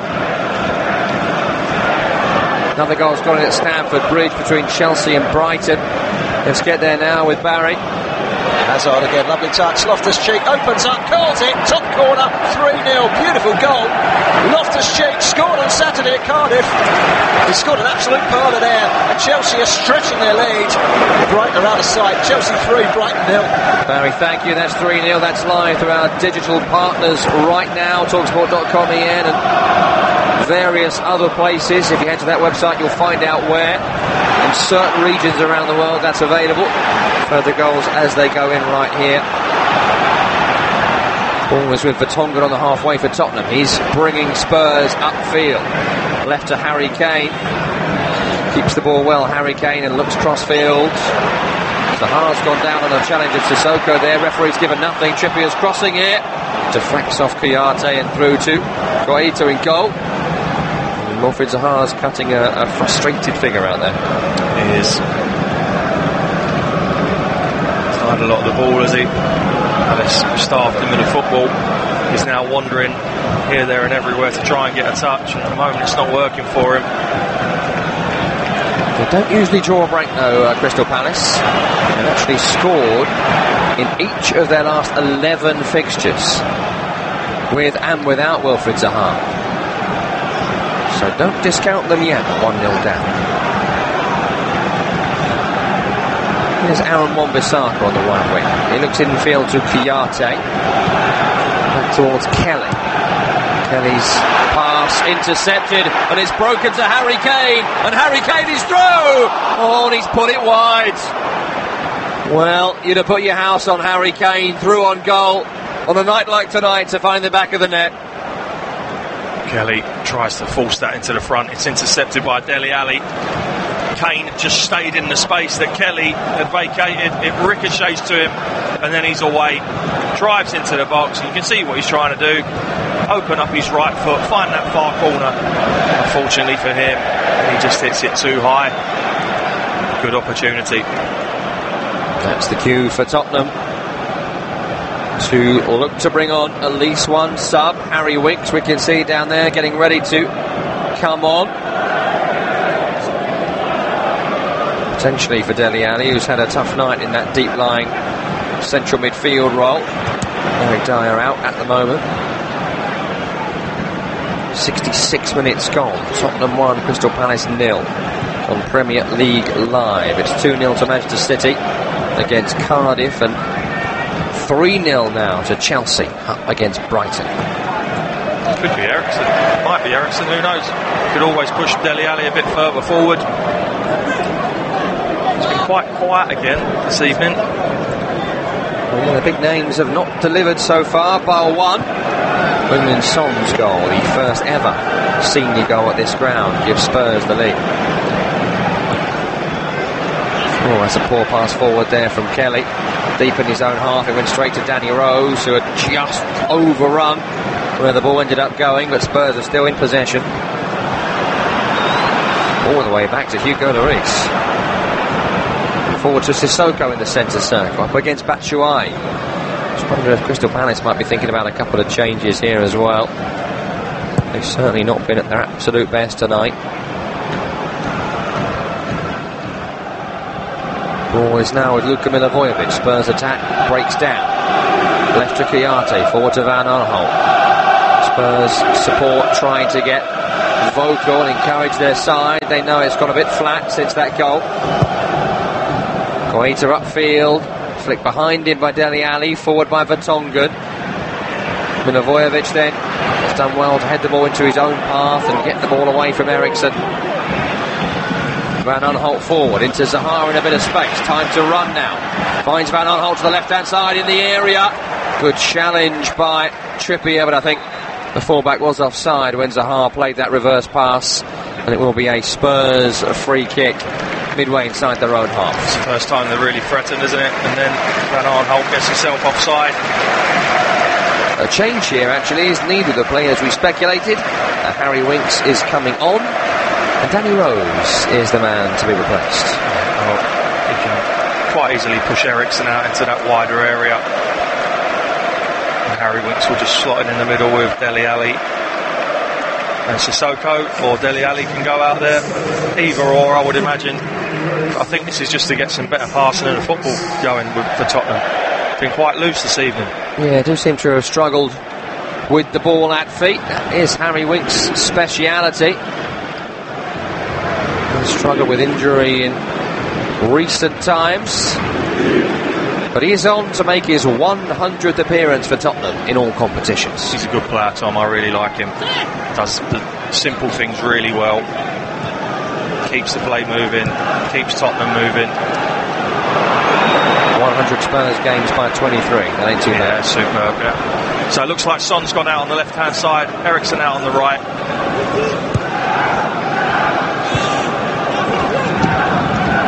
Ball is with James MacArthur in the centre circle. Finds Patrick Van Aanholt. Early ball fired towards Wilfried Zaha, asking far too much of Zaha that time. It will go out for a goal kick. They are at least trying to get Zaha on the ball in attacking areas, which we haven't seen for 70 minutes. No, we haven't. Time's running out for Palace. Again, usually get one chance in a game. They've not really had one, have they? No. Of any note. That will certainly frustrate Roy Hodgson as the ball is fired up in the air towards the Palace penalty area and Dele Alli. Well, it was just skipping off the surface away from Ali. Koita came out. Ali's pushed him.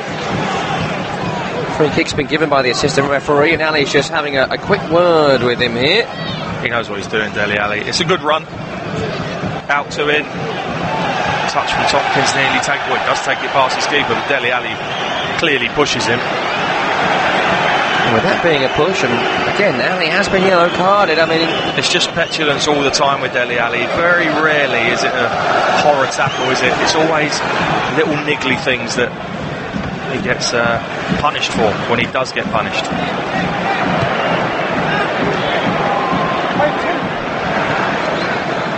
Here's Harry Winks approaching the halfway. It's a good pass out right to Sissoko. Looking in better shape now, Tottenham, with Dele Alli playing off the shoulder of Harry Kane. Ericsson dropping deep for the moment. Here he is now. Left to Davis. He finds Heung-min Son into the feet of Dele Alli. Back to Son, into Ericsson. Slight miscontrol from Eriksson, but he has found a pass back behind him to Davis. Forward to Eriksson again. Eriksson in field, into Winks, short to Kane. Kane looks for Eriksson, pass intercepted by Milivojevic. Not a great challenge there by Winks, and another poor challenge by Harry Winks. This time he is penalised by the referee. Yeah, it's a foul. His original pass wasn't meant for Harry Kane, but Harry Kane intercepted it. At the moment, it's a comfy 1-0 lead, but how comfy can you really be at 1-0? You're only ever one chance away from all of a sudden finding yourself level. So Spurs will see that they need another goal here. Do they have what it takes to get it, or can Crystal Palace belatedly become an attacking force in this game? High ball to Harry Kane. One back by Aaron Wan-Bissaka. Behind him is Kelly. All the way back now to Guaita. Outside of his area though. Left to Tompkins. He'll find Patrick Van Aanholt, then Kouyaté. Kouyaté crossfield to Kelly. Trying to find some holes in the Spurs rear guard here. Palace from deep. Find Wan-Bissaka, who's up over the halfway and takes on Heung-min Son. Leaves it for Milivojevic. Forced away from any danger by Dele Alli. Back to Guaita. Gone long towards Schlupp, but he would have been offside. So would have Zaha and Batshuayi. And then Harry Winks has been brought down by MacArthur. Tried to take it quickly, but he was about 5-6 yards ahead of where the foul originally took place. So they will take it again. Davis down the line to Son, back to Davis again. 74 minutes on the clock. Tottenham Hotspur 1, Crystal Palace 0. Premier League Live. Lovely control by Trippier on the right hand side, into Eriksson, cross comes in, behind everyone but not Son, who gets the shot on target. First time effort. Well watched and well held by the Crystal Palace goalkeeper. Good Tottenham move, great ball from Vertonghen, left to right, great touch Trippier, inside to Eriksson, little cut back, gets lucky, Tompkins missed it, and Son comes in again, trying to whip that ball to the far post, doesn't get quite enough on it. Good hands from Guaita. Is that the warning sign that sparks Palace into life? Zaha finds Schlupp on the left hand side, midway inside Spurs territory. Schlupp turns away from Trippier, into Zaha, return ball to Van Aanholt, who's in the penalty area and goes down, but the offside flag is once again up against Crystal Palace, who have found themselves offside repeatedly when they get forward. Numerous occasions, isn't it? And look, miles offside, Van Aanholt, too eager to get in there. Hold your run and you'll still get in. Right along the line there, Patrick Van Aanholt could see perfectly. Whether he wasn't expecting the pass, all we can say for sure is that the chance has gone begging.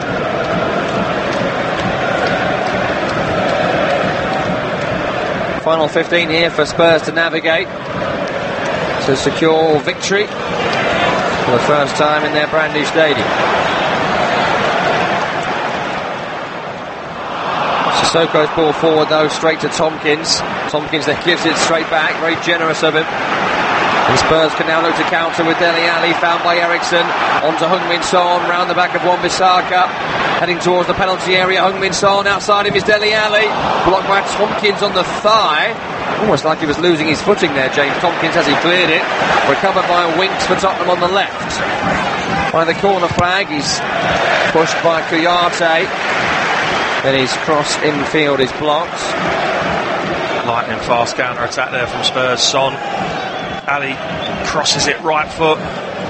Tompkins is lucky there. Lucky he doesn't handball it because he slips and just hits his knee. Deflects away from the danger.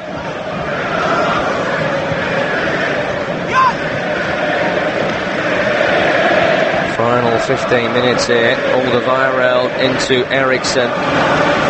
Eriksson looks left to Davis. Davis forward to Son. Back to Davis again, but it's intercepted by MacArthur. Up towards Batshuayi for Crystal Palace. Not much has stuck. You mentioned Christian Benteke. I mean, much maligned figure, but we should probably be seeing him around about now, shouldn't we? You should, because for me, there's not a lot between them, in all honesty, but if one of them's not doing it, then change it. And he has not held up anything this evening. You're reluctant to say that at the moment Palace look as spent force because it is only one goal, but you really can't see him creating anything at the moment. Heung-min Son has dispossessed Wan-Bissaka in Crystal Palace territory. Bit of energy about Heung-min Son certainly at this stage, and he's got away from Wan-Bissaka. Right on the end line, Wan-Bissaka went to ground and slid in just in time before Son was through. Another corner to Spurs. Good defending from Wan-Bissaka. Son's a tricky customer, isn't he? Real quick feet, pacey player. Tries to go round in the narrow side. No way round Wan-Bissaka. He's done himself no harm, not only this evening but the rest of this season. And perhaps trying to get himself a move away to a bigger club, as it were. Corner coming in here from Tottenham on the left-hand side. Trippier with it. In towards the penalty area, away by Wan-Bissaka.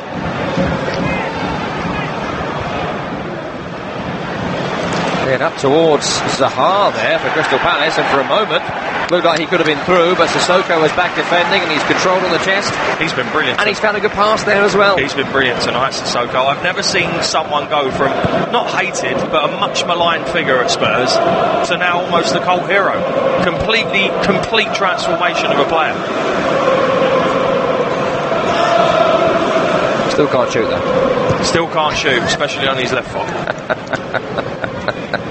Maybe he'll prove us wrong in the last 12 minutes. That's how long is left. Time now for Crystal Palace to spring the surprise. Milivojevic in possession in the centre of the pitch, right to MacArthur. What a challenge that is by Vertonghen, but MacArthur has been able to recover it for Palace. Back to Kouyaté, left to Van Aanholt, into the feet of Wilfried Zaha. Here's Wilfried Zaha again from the left-hand side. Cross towards the back post. MacArthur is there. Well, Ben Davies, I think, tried to clear it. Looked like it did skim off his head for a corner. The Palace fans at that end certainly feel so. Given as a goal kick, Ben Davies looked a bit sheepish. He did, yeah. I thought I'm going to get out of here pretty quick. Oh, it's difficult to see from that angle. A change here for Tottenham. Sorry, for Crystal Palace it is. Andros Townsend, the former Tottenham man, is coming on to replace Cheikhou Kouyaté. Kouyaté more of a holding midfielder. Andros Townsend, we know, is a very good attacker. He's left it long enough, hasn't he, Roy Hodgson? 10 minutes. For me, that should have been done 10 minutes ago to give him some chance of getting back into this game. Did play nearly 100 games for Tottenham Hotspur. Andros Townsend, 93 in total, 11 goals scored, had 9 loan spells away before finally leaving. Certainly found a home for himself at Crystal Palace, but his team are defending here as Son looks down the left channel to Harry Kane. Kane turns MacArthur inside and out. MacArthur's gone to ground, no penalty given, but it doesn't matter in the end because Christian Eriksen has made the point safe. It was all made by Harry Kane's determination. Eriksen was sniffing around in the penalty area and almost falling over with 2 players on the line. He found the net. Spurs not to be denied tonight. They lead Crystal Palace at their brand new home by 2 goals to 0. Well, I think you can safely say, Tom, that that's the end of that. Harry Kane just peels away on the left-hand side, picks it up, cuts inside, runs at the fullback, gets around him. The game almost stops as if they're complaining and waiting for a penalty. Eriksen reacts really quickly, turns on it, spins on it, and hooks it in with his left foot. 2-0 Spurs.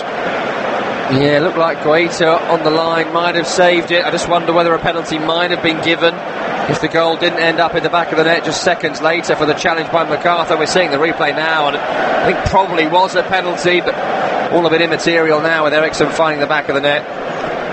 5th goal of the season. 6th goal of the season now scored. But a change here for Crystal Palace. The ineffective Michy Batshuayi is now withdrawn, and Christian Benteke is now on. Well, any lack of confidence that Eriksen's possibly had over the last 3 or 4 games should be put to bed. A goal will always do you the world of good, and he's managed to get his goal this evening. Change for Tottenham. Dele Alli going off for the final few minutes here to be replaced by Lucas Moura. Big hug from Maurizio Pochettino. Well, a vintage night from Dele Alli, playing slightly out of position. But he is going to go home, it seems, on the winning side. Well, it was comfy at 1-0. I think now Palace have cooked their goose. High ball up towards Benteke. They cooked goose here, did they? Have you been to that stall, have you? No, well, they've got everything else. So I'm sure that somewhere along the line. I'm sure they don't serve fried cockerel.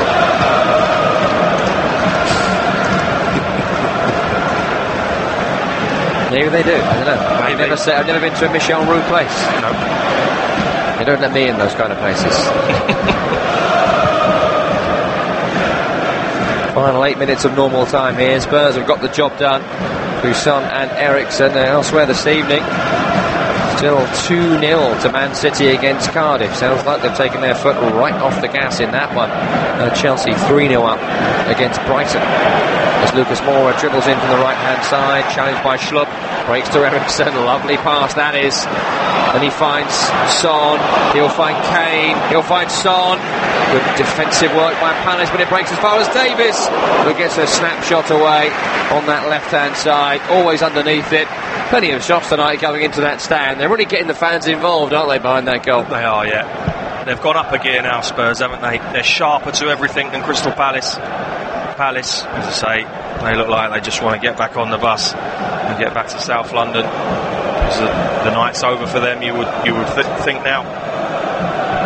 They've got plenty of home games left, Tottenham Hotspur, before this season is out. They take on Man City in the Champions League on Tuesday next week. It's followed by another home game against already relegated Huddersfield. And it's a couple of games against City away in the league and the Champions League. And it's Brighton here, West Ham here, a trip to Bournemouth, then Everton here. The fixtures fall, apart from City, of course. Apart from City, quite kindly. Apart from City, it's what you would deem a favourable running, isn't it? Just 2 away games left and everything else at this brilliant new venue.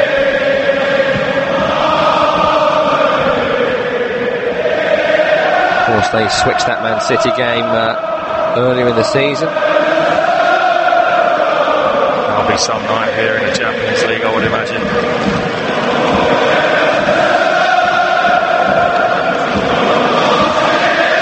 Just listen to the atmosphere around White Hart Lane. It's hard not to feel happy for these Spurs fans who have been a bit nomadic in recent times. Home games at Wembley and Milton Keynes as well. Of course, don't forget that trip in the Cup. They paid for a full season here. They get just a few games, but if it's just a few wins, they will not care. And they might get just a few goals here. The Sissoko looks for Trippier. Trippier's cross away by Wan-Bissaka. Brought down by Schlupp. He'll look left to Van Aanholt, up to Zaha. Lovely turn away from Alderweireld. He'll look for Benteke. They're flooding bodies forward here, Crystal Palace. Patrick Van Aanholt on the left-hand side. Well, it's a cross, but it's turned into a bit of a shot, and Reece has had to make a save. It's broken to Zaha in the area. Tries to trick his way past Sissoko and Davis. It will go for a corner. I'll tell you what, that may have been creeping in there from the Palace fullback. Well, it would have been interesting if it had done. 5-6 minutes left. Reece has done exceptionally well. Not been worked all night. And 85 minutes in, he has to pull off a really good save. Got a corner on the right-hand side from Milivojevic. Whipped in towards Benteke, away by Davis. Far as Andros Townsend. Finds a short pass to Van Aanholt, then MacArthur. That's a good cross. Benteke is there! Oh, what a sitter miss! What a sitter miss by Christian Benteke. Not for the first time, not for the last. It's a lovely ball in. It's a header from 6 yards, totally unmarked, and he's totally missed it. Palace's best bit of play all night. What a lovely little ball from MacArthur that is. Swivels on it, lifts it to the back post. Yeah, he's stretching a bit. Got to hit the target. Simply got to hit the target. I would have said not tonight for Crystal Palace, but it seems not any night for Christian Benteke these days. Where is the player who signed for Liverpool from Villa? Whatever happened to that guy? Harry Winks dispossesses Andros Townsend in the centre of the pitch and finds a forward ball to Lucas Moura. Good challenge by Milivojevic, finds Schlupp. It's a lovely first time reverse pass down the line to Zaha, who's got a run at Toby Alderweireld. He's in the area, Zaha. It's a lovely turn away from Eriksson. He's still got it, Zaha! Brilliant save by Lloris. Benteke will recover it on the right-hand side. Chips it towards Christian Eriksen. Not sure what he saw there at all. Flummoxing ball from Benteke. Free kick for Crystal Palace here, though. Kane has fouled Tompkins. Well, all of a sudden, 85 minutes for Palace to spark into life. The Van Aanholt cross comes shot, and then extremely good play from Zaha. Gets his shot, and again, Lloris called into action. Tottenham don't want to be conceding with only 3 or 4 minutes to go here. Well, they should have done through Benteke's header. May have done through Zaha's shot. Maybe now. Milivojevic on the free kick here. Centre of the pitch, he chips it out right towards Tompkins, away from the head of Moussa Sissoko. Corner to Crystal Palace. Sissoko got there first, but he was being chased down by Tompkins, and it's hit the Spurs man. And a chance for Crystal Palace in front of their fans to make the last couple of minutes here a bit dicey for Tottenham. Milivojevic's delivery will be an outswinger from the right. 7 in the box to aim for. 1 is Benteke, but it's away by Sissoko. Lovely touch by Eriksson to get away from Townsend, and a volley to outright Kung Fu style to Heung-min Son, and Son has picked it up just before Wan-Bissaka, and he crosses early, trying to find the header of Jan Vertonghen, who was through in the number 9 role. He did win it, but the header was looped into the arms of the Palace goalkeeper. Oh, lightning fast break from Spurs. Brilliant from Eriksson, pulling that ball down out of the sky, and as you say, a bit of a karate kick out to this right-hand side to Son, looking up to see who was there, and he couldn't believe it was his left-sided centre-half. Vertonghen whips a beautiful ball round the Crystal Palace centre-half, and you can see what Vertonghen's trying to do. He's trying to loop his header over Guaita, and he doesn't get enough on it. Brilliant Tottenham play, that. Jeffrey Schlupp dribbling crossfield left to right for Palace in Tottenham territory. Finds Andros Townsend, shifts and crosses. Benteke's there again. This time Hugo Lloris is able to get there before the Belgian striker. Well, can't see that again. It looked like Benteke offered no sort of attempt to try and even get on the end of that ball. Lovely little ball from Townsend, whipped in, left-footed from that right-hand side. Bring back Batshuayi. Yep. 90th minute now at the new Tottenham Hotspur Stadium. Tottenham 2, Crystal Palace 0. Goals in the second half from Heung-min Son and Christian Eriksen. Not been easy for Spurs. Here is Eriksen carrying the ball forward. His reverse pass behind him was actually behind Son, recovered by Palace. Milivojevic left to MacArthur. MacArthur up towards the halfway, short to Schlupp, forward to Zaha, back to Schlupp again, outright to Townsend. Townsend up against Davis, forced away from goal, but still in possession. Andros Townsend. Wouldn't he just love to score tonight? Down the right channel to Aaron Wan-Bissaka. 3 minutes added on at the end of the 90. Into Schlupp. Behind him is Milivojevic. Then MacArthur in the centre circle, looks left for Van Aanholt. Zaha turns away from Winks, rides the challenge, finds a ball in. Patrick Van Aanholt's in the area. Crossfield pass to nowhere, but once again Van Aanholt was offside. That's the 3rd time now he's got him behind, and he's 2 or 3 yards off. I think someone needs to teach him the offside rule, because as a wide player especially, you're always looking right across the line. And the only reason he can be offside is because he's not looking at the line, he's just following the ball and just drifting into those offside areas. No need for it. Ovation here for Heung-min Son, the history maker tonight, being withdrawn for Victor Wanyama for the final couple of minutes. A wave to the 17,000 plus fans away to his right. and the 62,000 all around this new venue. It's his name that will always be remembered and written in the history books or written online. It is the 21st century when people look up the history of this match as the first scorer at this stadium. You know what you're getting from Son, don't you? He's always lively, always gives 100% effort. And this season, he's been terrific. Tonight, terrific too. Scoring that opening goal. Wanyama on for the final couple of minutes. Full-time whistle was gone, by the way, at the Etihad Stadium. Cardiff have avoided the cricket score against Man City. Just 2-0 to the champions, who, with that result, go back above Liverpool, having played the same amount of games by 1 point, with 6 games remaining for both. Chelsea still playing in their game against Brighton as Sissoko tries a big wallop on the right-hand side. Not quite sure what he was trying to do there. He's great, apart from when it comes to kicking the ball.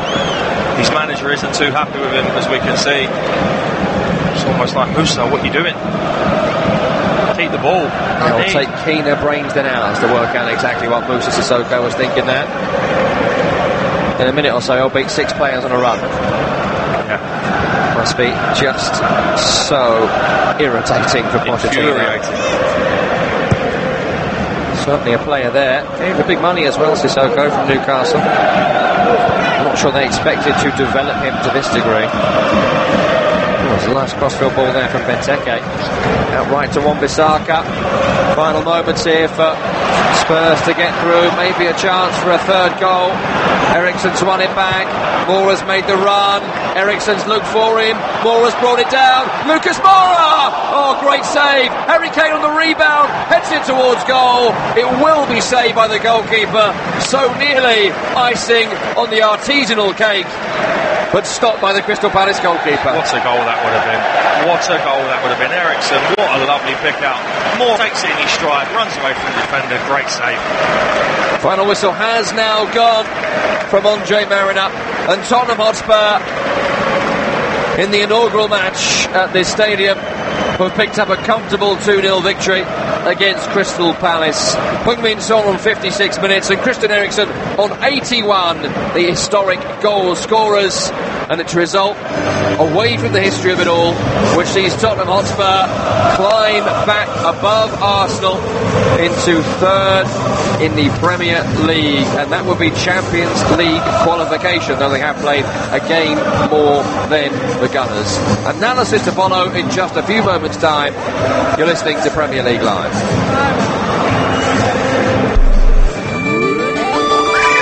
The Premier League Preview Show with Talk Sport. Pogba leaves it, Rashford hits it, oh, it's a goal, it's the first goal of the Ole Gunnar Solskjaer era. Talk Sport's Premier League experts give their views ahead of the weekend's action. Joining us on the preview show, the former Arsenal striker and most stylish man in football, Jeremy Aliadier. I didn't want him here, but he's turned up anyway. It's the former Chelsea man, Clive Walker. Subscribe to the podcast today at talksport.com. If you're outside the UK and Ireland, we've got you covered. TalkSport's international service covers every Premier League match live.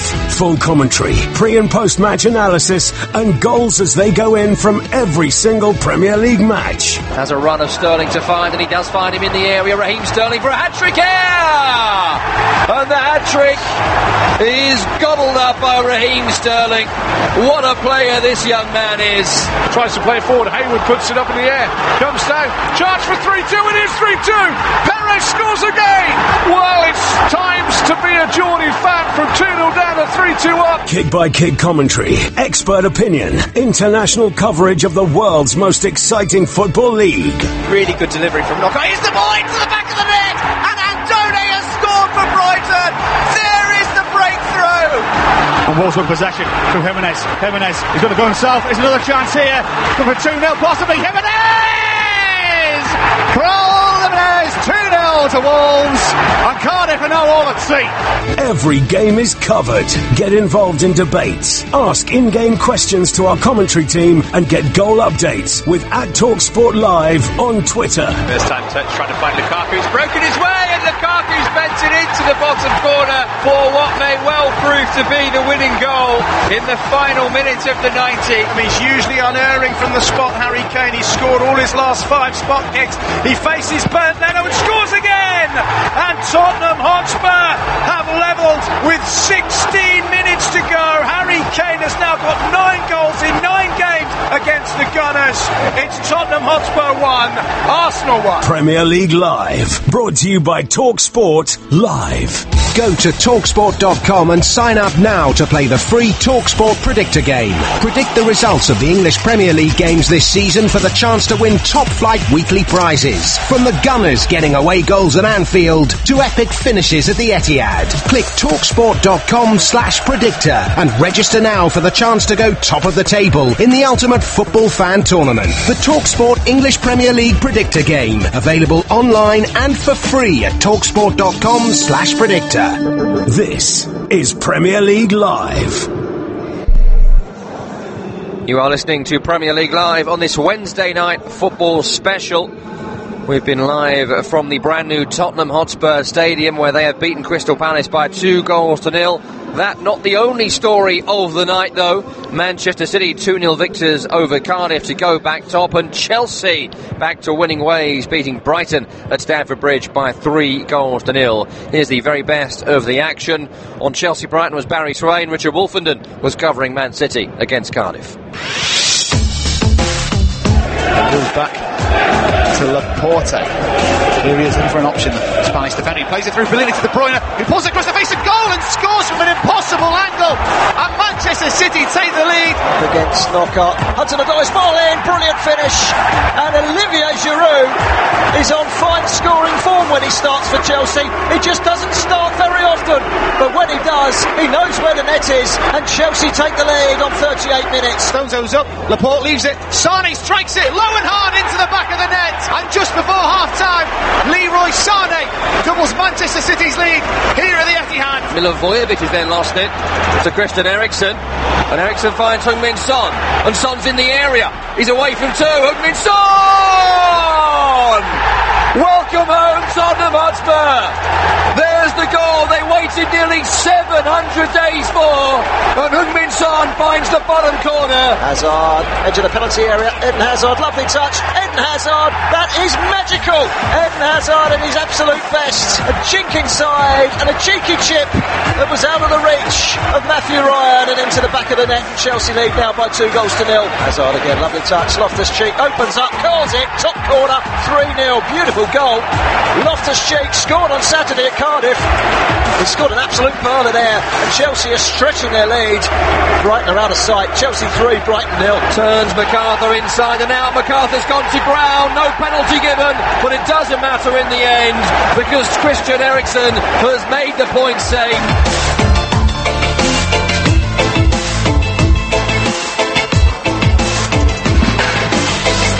Yeah, that's the story of it across English football's top tier this evening. Victory for Spurs at their brand new stadium, victory for Manchester City, and victory for Chelsea. So 3 of the top 6 winning to 0 tonight.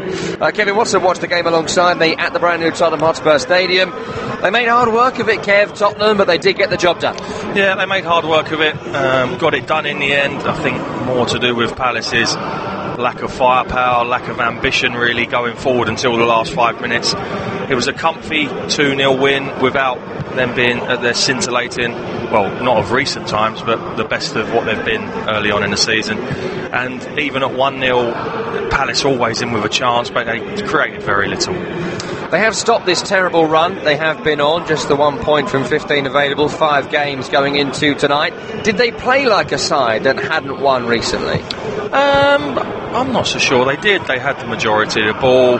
They did lack creativity until they'd scored the 2 goals in the final third for me, and that is what's been letting them down recently. They've not been scoring the goals, therefore been putting the back line, whether it's been the back three or back forward, putting them under a bit of pressure. But as I say, Palace played into their hands tonight. Not only did they sit in and defend, they were quite poor on the counter-attack throughout the whole game as well.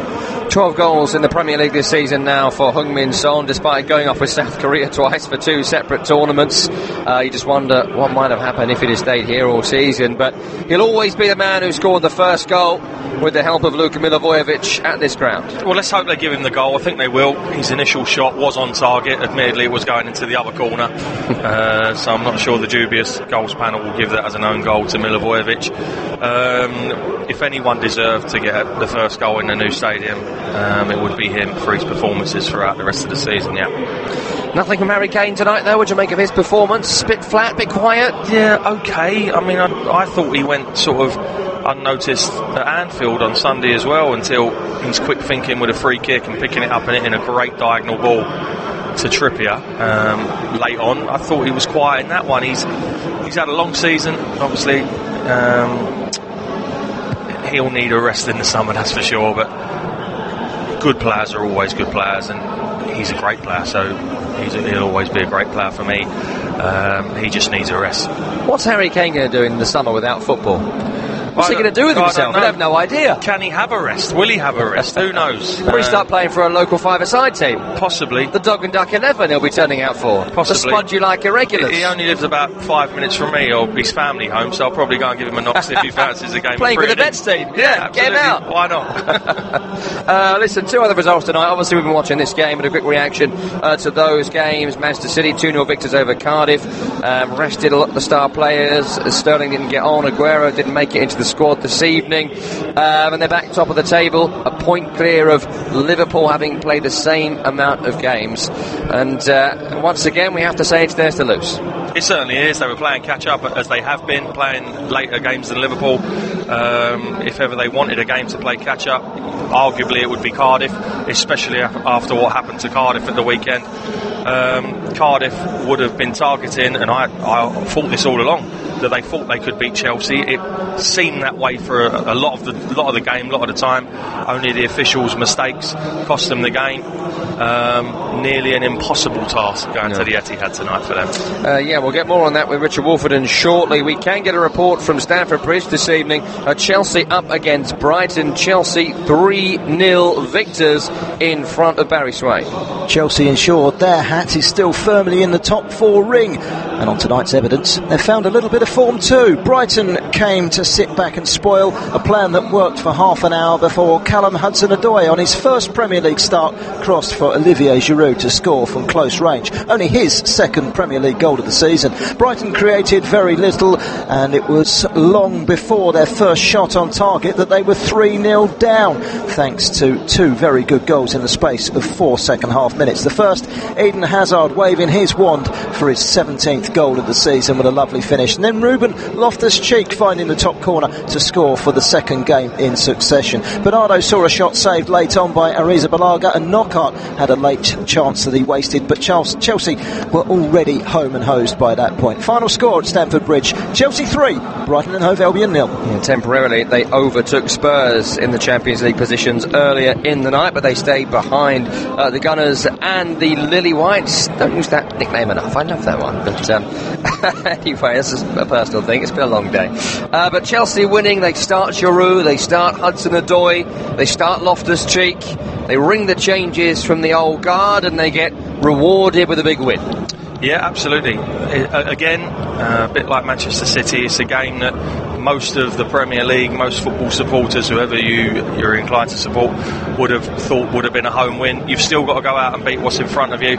Pleased for those boys that have started tonight, Giroud, Loftus-Cheek, Hudson-Odoi. They've been chomping at the bit, waiting for a chance. Sarri, though, the more people clamber for these guys to get a chance, the more he was leaving them out. Finally, he's given the chance and a comfortable win over Brighton. They've got to keep winning their games, Chelsea. I wonder what the fans had to say about Sarri Ball this evening. Complimentary, I'm sure. I'm sure it was, yeah. Let's go back to the Etihad, shall we? Man City up against Cardiff. It wasn't the cricket score that some would have predicted. City still victorious, though. Let's get a match report with Richard Wolfenden. A stroll in the park for Manchester City this evening at the Etihad, as you would expect from now title toppers against 18th place Cardiff. Manchester City started like a house on fire, and it was Kevin De Bruyne who gave the home side the lead from a tight angle this evening, hammering it into the roof of the net past Cardiff stand-up performer Neil Etheridge, who has now faced 28 shots on target against City in the club's 3 meetings this season. However, despite save after save after save, there was nothing the Cardiff keeper could do as Leroy Sané smashed home a half volley just before half-time to make it 2. And that was about it. Foden hit the post, Laporte missed a sitter, and Cardiff had their first attempt on goal in the 73rd minute when Oumar Niasse squandered a one-on-one, but the visitors really didn't threaten. No, David Silva, Bernardo Silva, Raheem Sterling or Sergio Aguero this evening, and City still managed 79% possession and 27 attempts on goal. Surely that's the making of champions. Well, very, very easy, I think it's fair to say, from that match report there from Richard.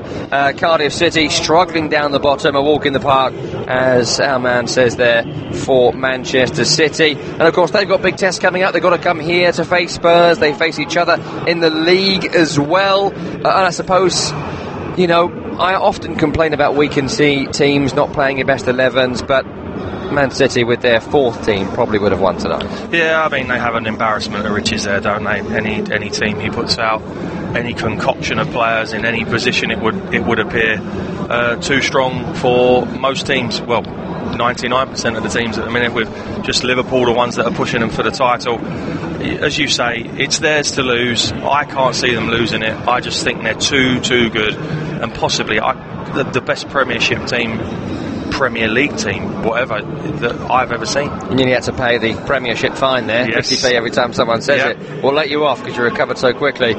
Briefly on Cardiff, they're still in the bottom 3, the only team in the bottom 3 not as yet relegated, 28 points, 5 behind Burnley and Southampton and Brighton. Are they still in the mix for you, or is it too tall of an ask? If they'd have hung on against Chelsea at the weekend, then most definitely they would have been in with a chance. They still are, but they'd have gone to the Etihad tonight more in hope than anything else. That you can't go there expecting to win.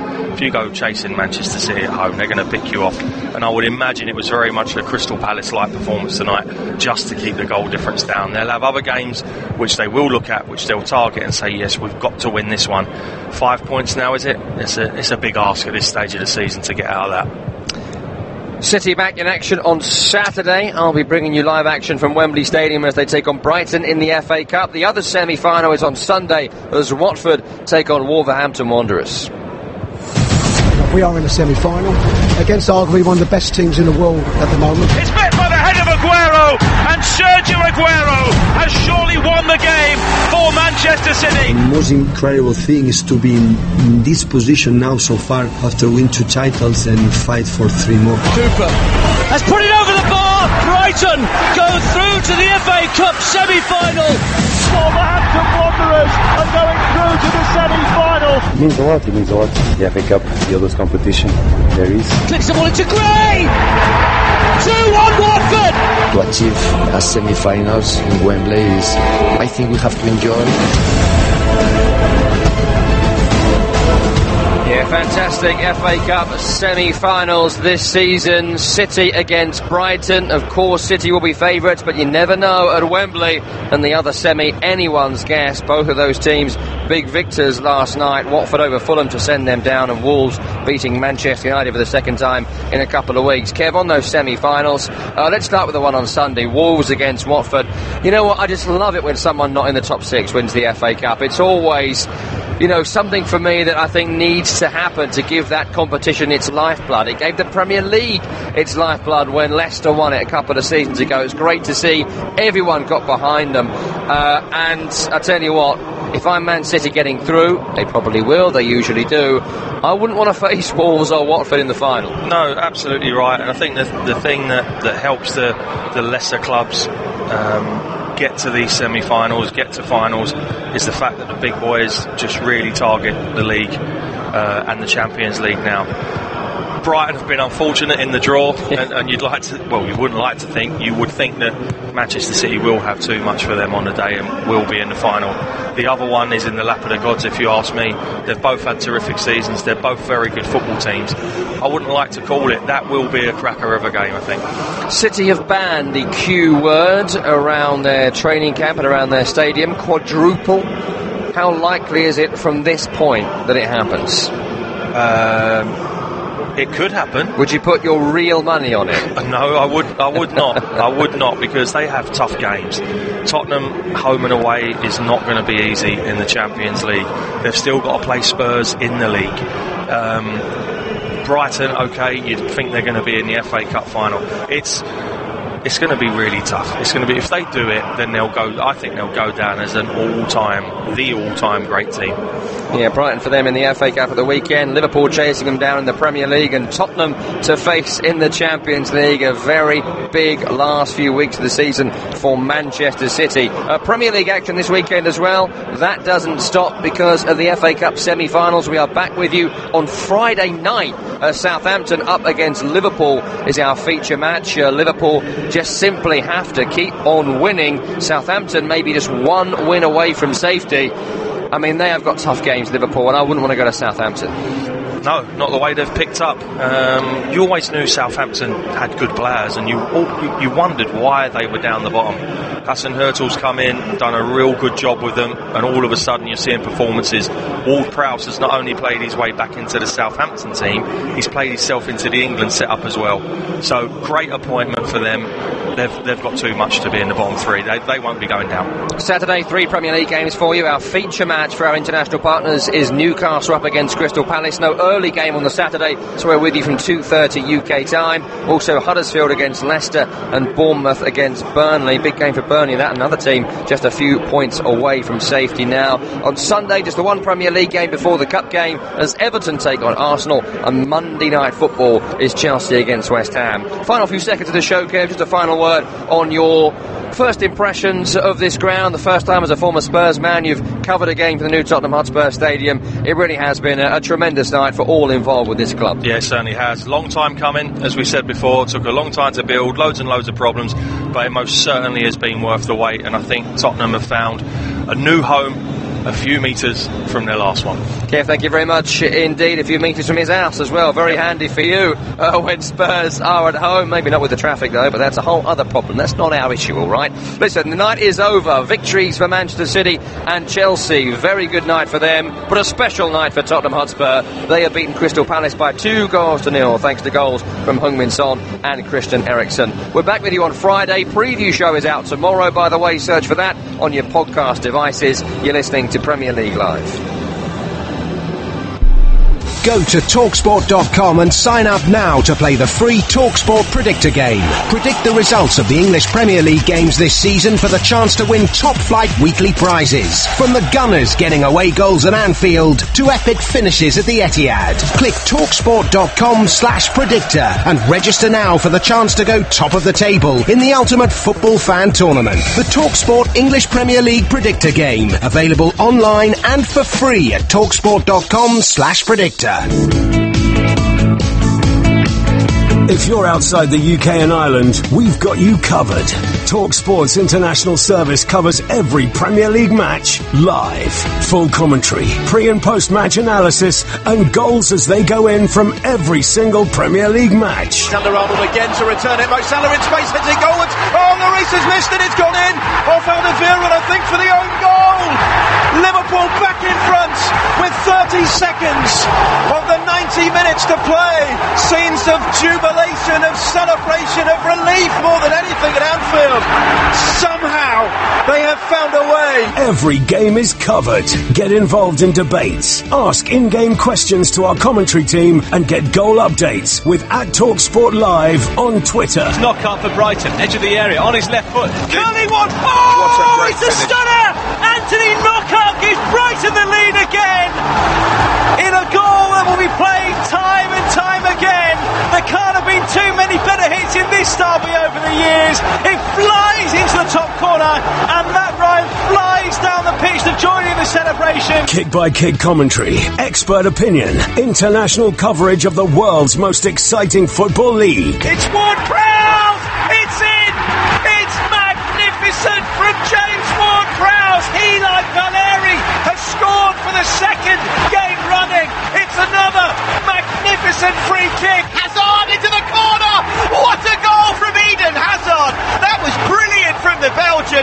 Chelsea have huffed and puffed, and out of nowhere, an inkling, a tiny gap in the corner, sent a low curling effort beyond Patricio into the left corner of the net. That is brilliant from the little maestro. Premier League Live, brought to you by TalkSport Live. The Premier League Preview Show with TalkSport. Pogba leaves it, Rashford hits it, oh, it's a goal, it's the first goal of the Ole Gunnar Solskjaer era. TalkSport's Premier League experts give their views ahead of the weekend's action. Cardiff City legend Danny Gavidan joins us on the preview show. He's got some new teeth. The former Millwall captain Matt Lawrence with us on the preview show. Former Liverpool striker Neil Mellor is on the preview show this week. Subscribe to the podcast today at TalkSport.com. This is Premier League Live.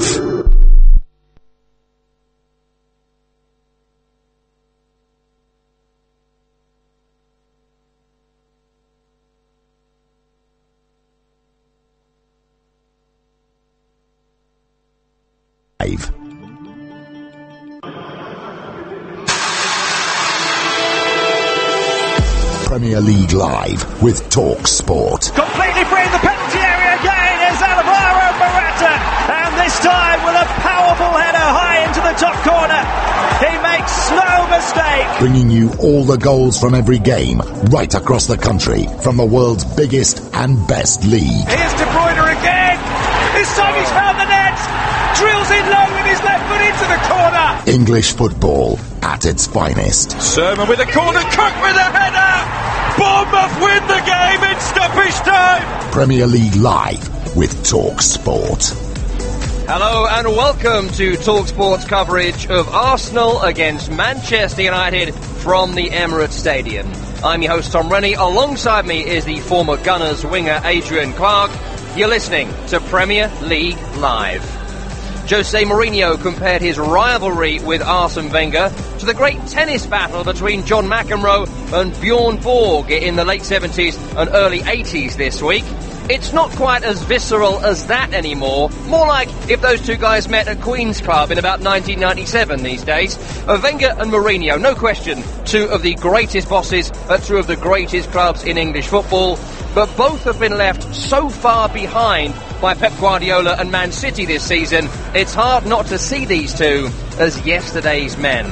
They meet today with Arsenal on their best ever run of home form at the Emirates with 13 straight wins the prize for victory today. For United, they can close the gap to 5 points on City at the top. They don't play until they thrash West Ham tomorrow. But they will need to do something Mourinho doesn't often do in the big games away from home: play to win. If he doesn't, he will have United fans around the world screaming that he cannot be serious. Let's get to the team news, starting with Arsenal. Alexandre Lacazette, we all thought he was injured. Well, apparently not so. He went off against Huddersfield in midweek. He starts up front. It's unchanged for the Gunners. Petr Cech is in goal. Back three of Nacho Monreal, Mustafi and Koscielny. In midfield, Aaron Ramsey and Granit Xhaka. Said Kolasinac and Hector Bellerin wing backs, with Ozil, Lacazette and Sanchez completing the starting 11. For Manchester United, the big news is that Nemanja Matic is fit enough to start. Zlatan does not make the matchday squad. It's no changes for them from the team that played Watford in midweek. So David De Gea's in goal. Back three of Rocco Smalling and Victor Lindelof. Antonio Valencia and Ashley Young wing backs right and left. Matic and Pogba in the centre midfield. Jesse Lingard, who scored that memorable winner against Watford, starts, with Anthony Martial supporting Romelu Lukaku up front. Alongside me, we got him for an Arsenal game. It's Adrian Clark. How are you, mate? Yeah, good evening. Yeah, really excited about the game, Tom. Cannot wait for this. And I'm really pleased for Alexander Lacazette that he's available and able to show what he's made of the season. I think it's great news for Arsenal ahead of kick-off. What was all that about this week, though? I've got on every single note, every single preview, Lacazette out with a groin injury. When would that have changed? Well, he played us, didn't he, Arsene Wenger, massively. Must have trained yesterday, but also must have kept that completely under wraps. The training ground, obviously, was a very tight place, and no one spilled the beans. It's caught everybody by surprise, including, I believe, Jose Mourinho, who's already had his say on it. I spoke to Adam Bridge in the last segment of the programme, and we both kind of think United maybe more attacking in formation and players than we would have predicted. Would you agree with that? I hope so, yeah. I do. It does look that way. And look, 1 point isn't really enough for Manchester United. If they've got aspirations to win the title, they need to win games like this. And Jose Mourinho, I think, has been stung by a lot of the criticism. I mean, last season, 5 away games against the top 6, 1 goal. He's been to Chelsea this year, 0 goals. He's been to Liverpool, 0 goals. I think United have to score in this particular match to restore their reputation to some degree.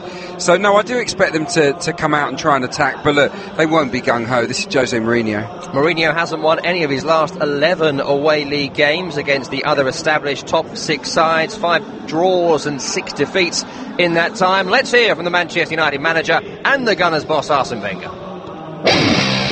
Just want to focus on to prepare well my team and give my team a good chance to win the game. Man United is doing well at the moment. We are doing well at the moment. So it looks to be a promising game, I think I would always try to play the best possible team. I think even if the Champions League match was a must-win match, I think I would forget it.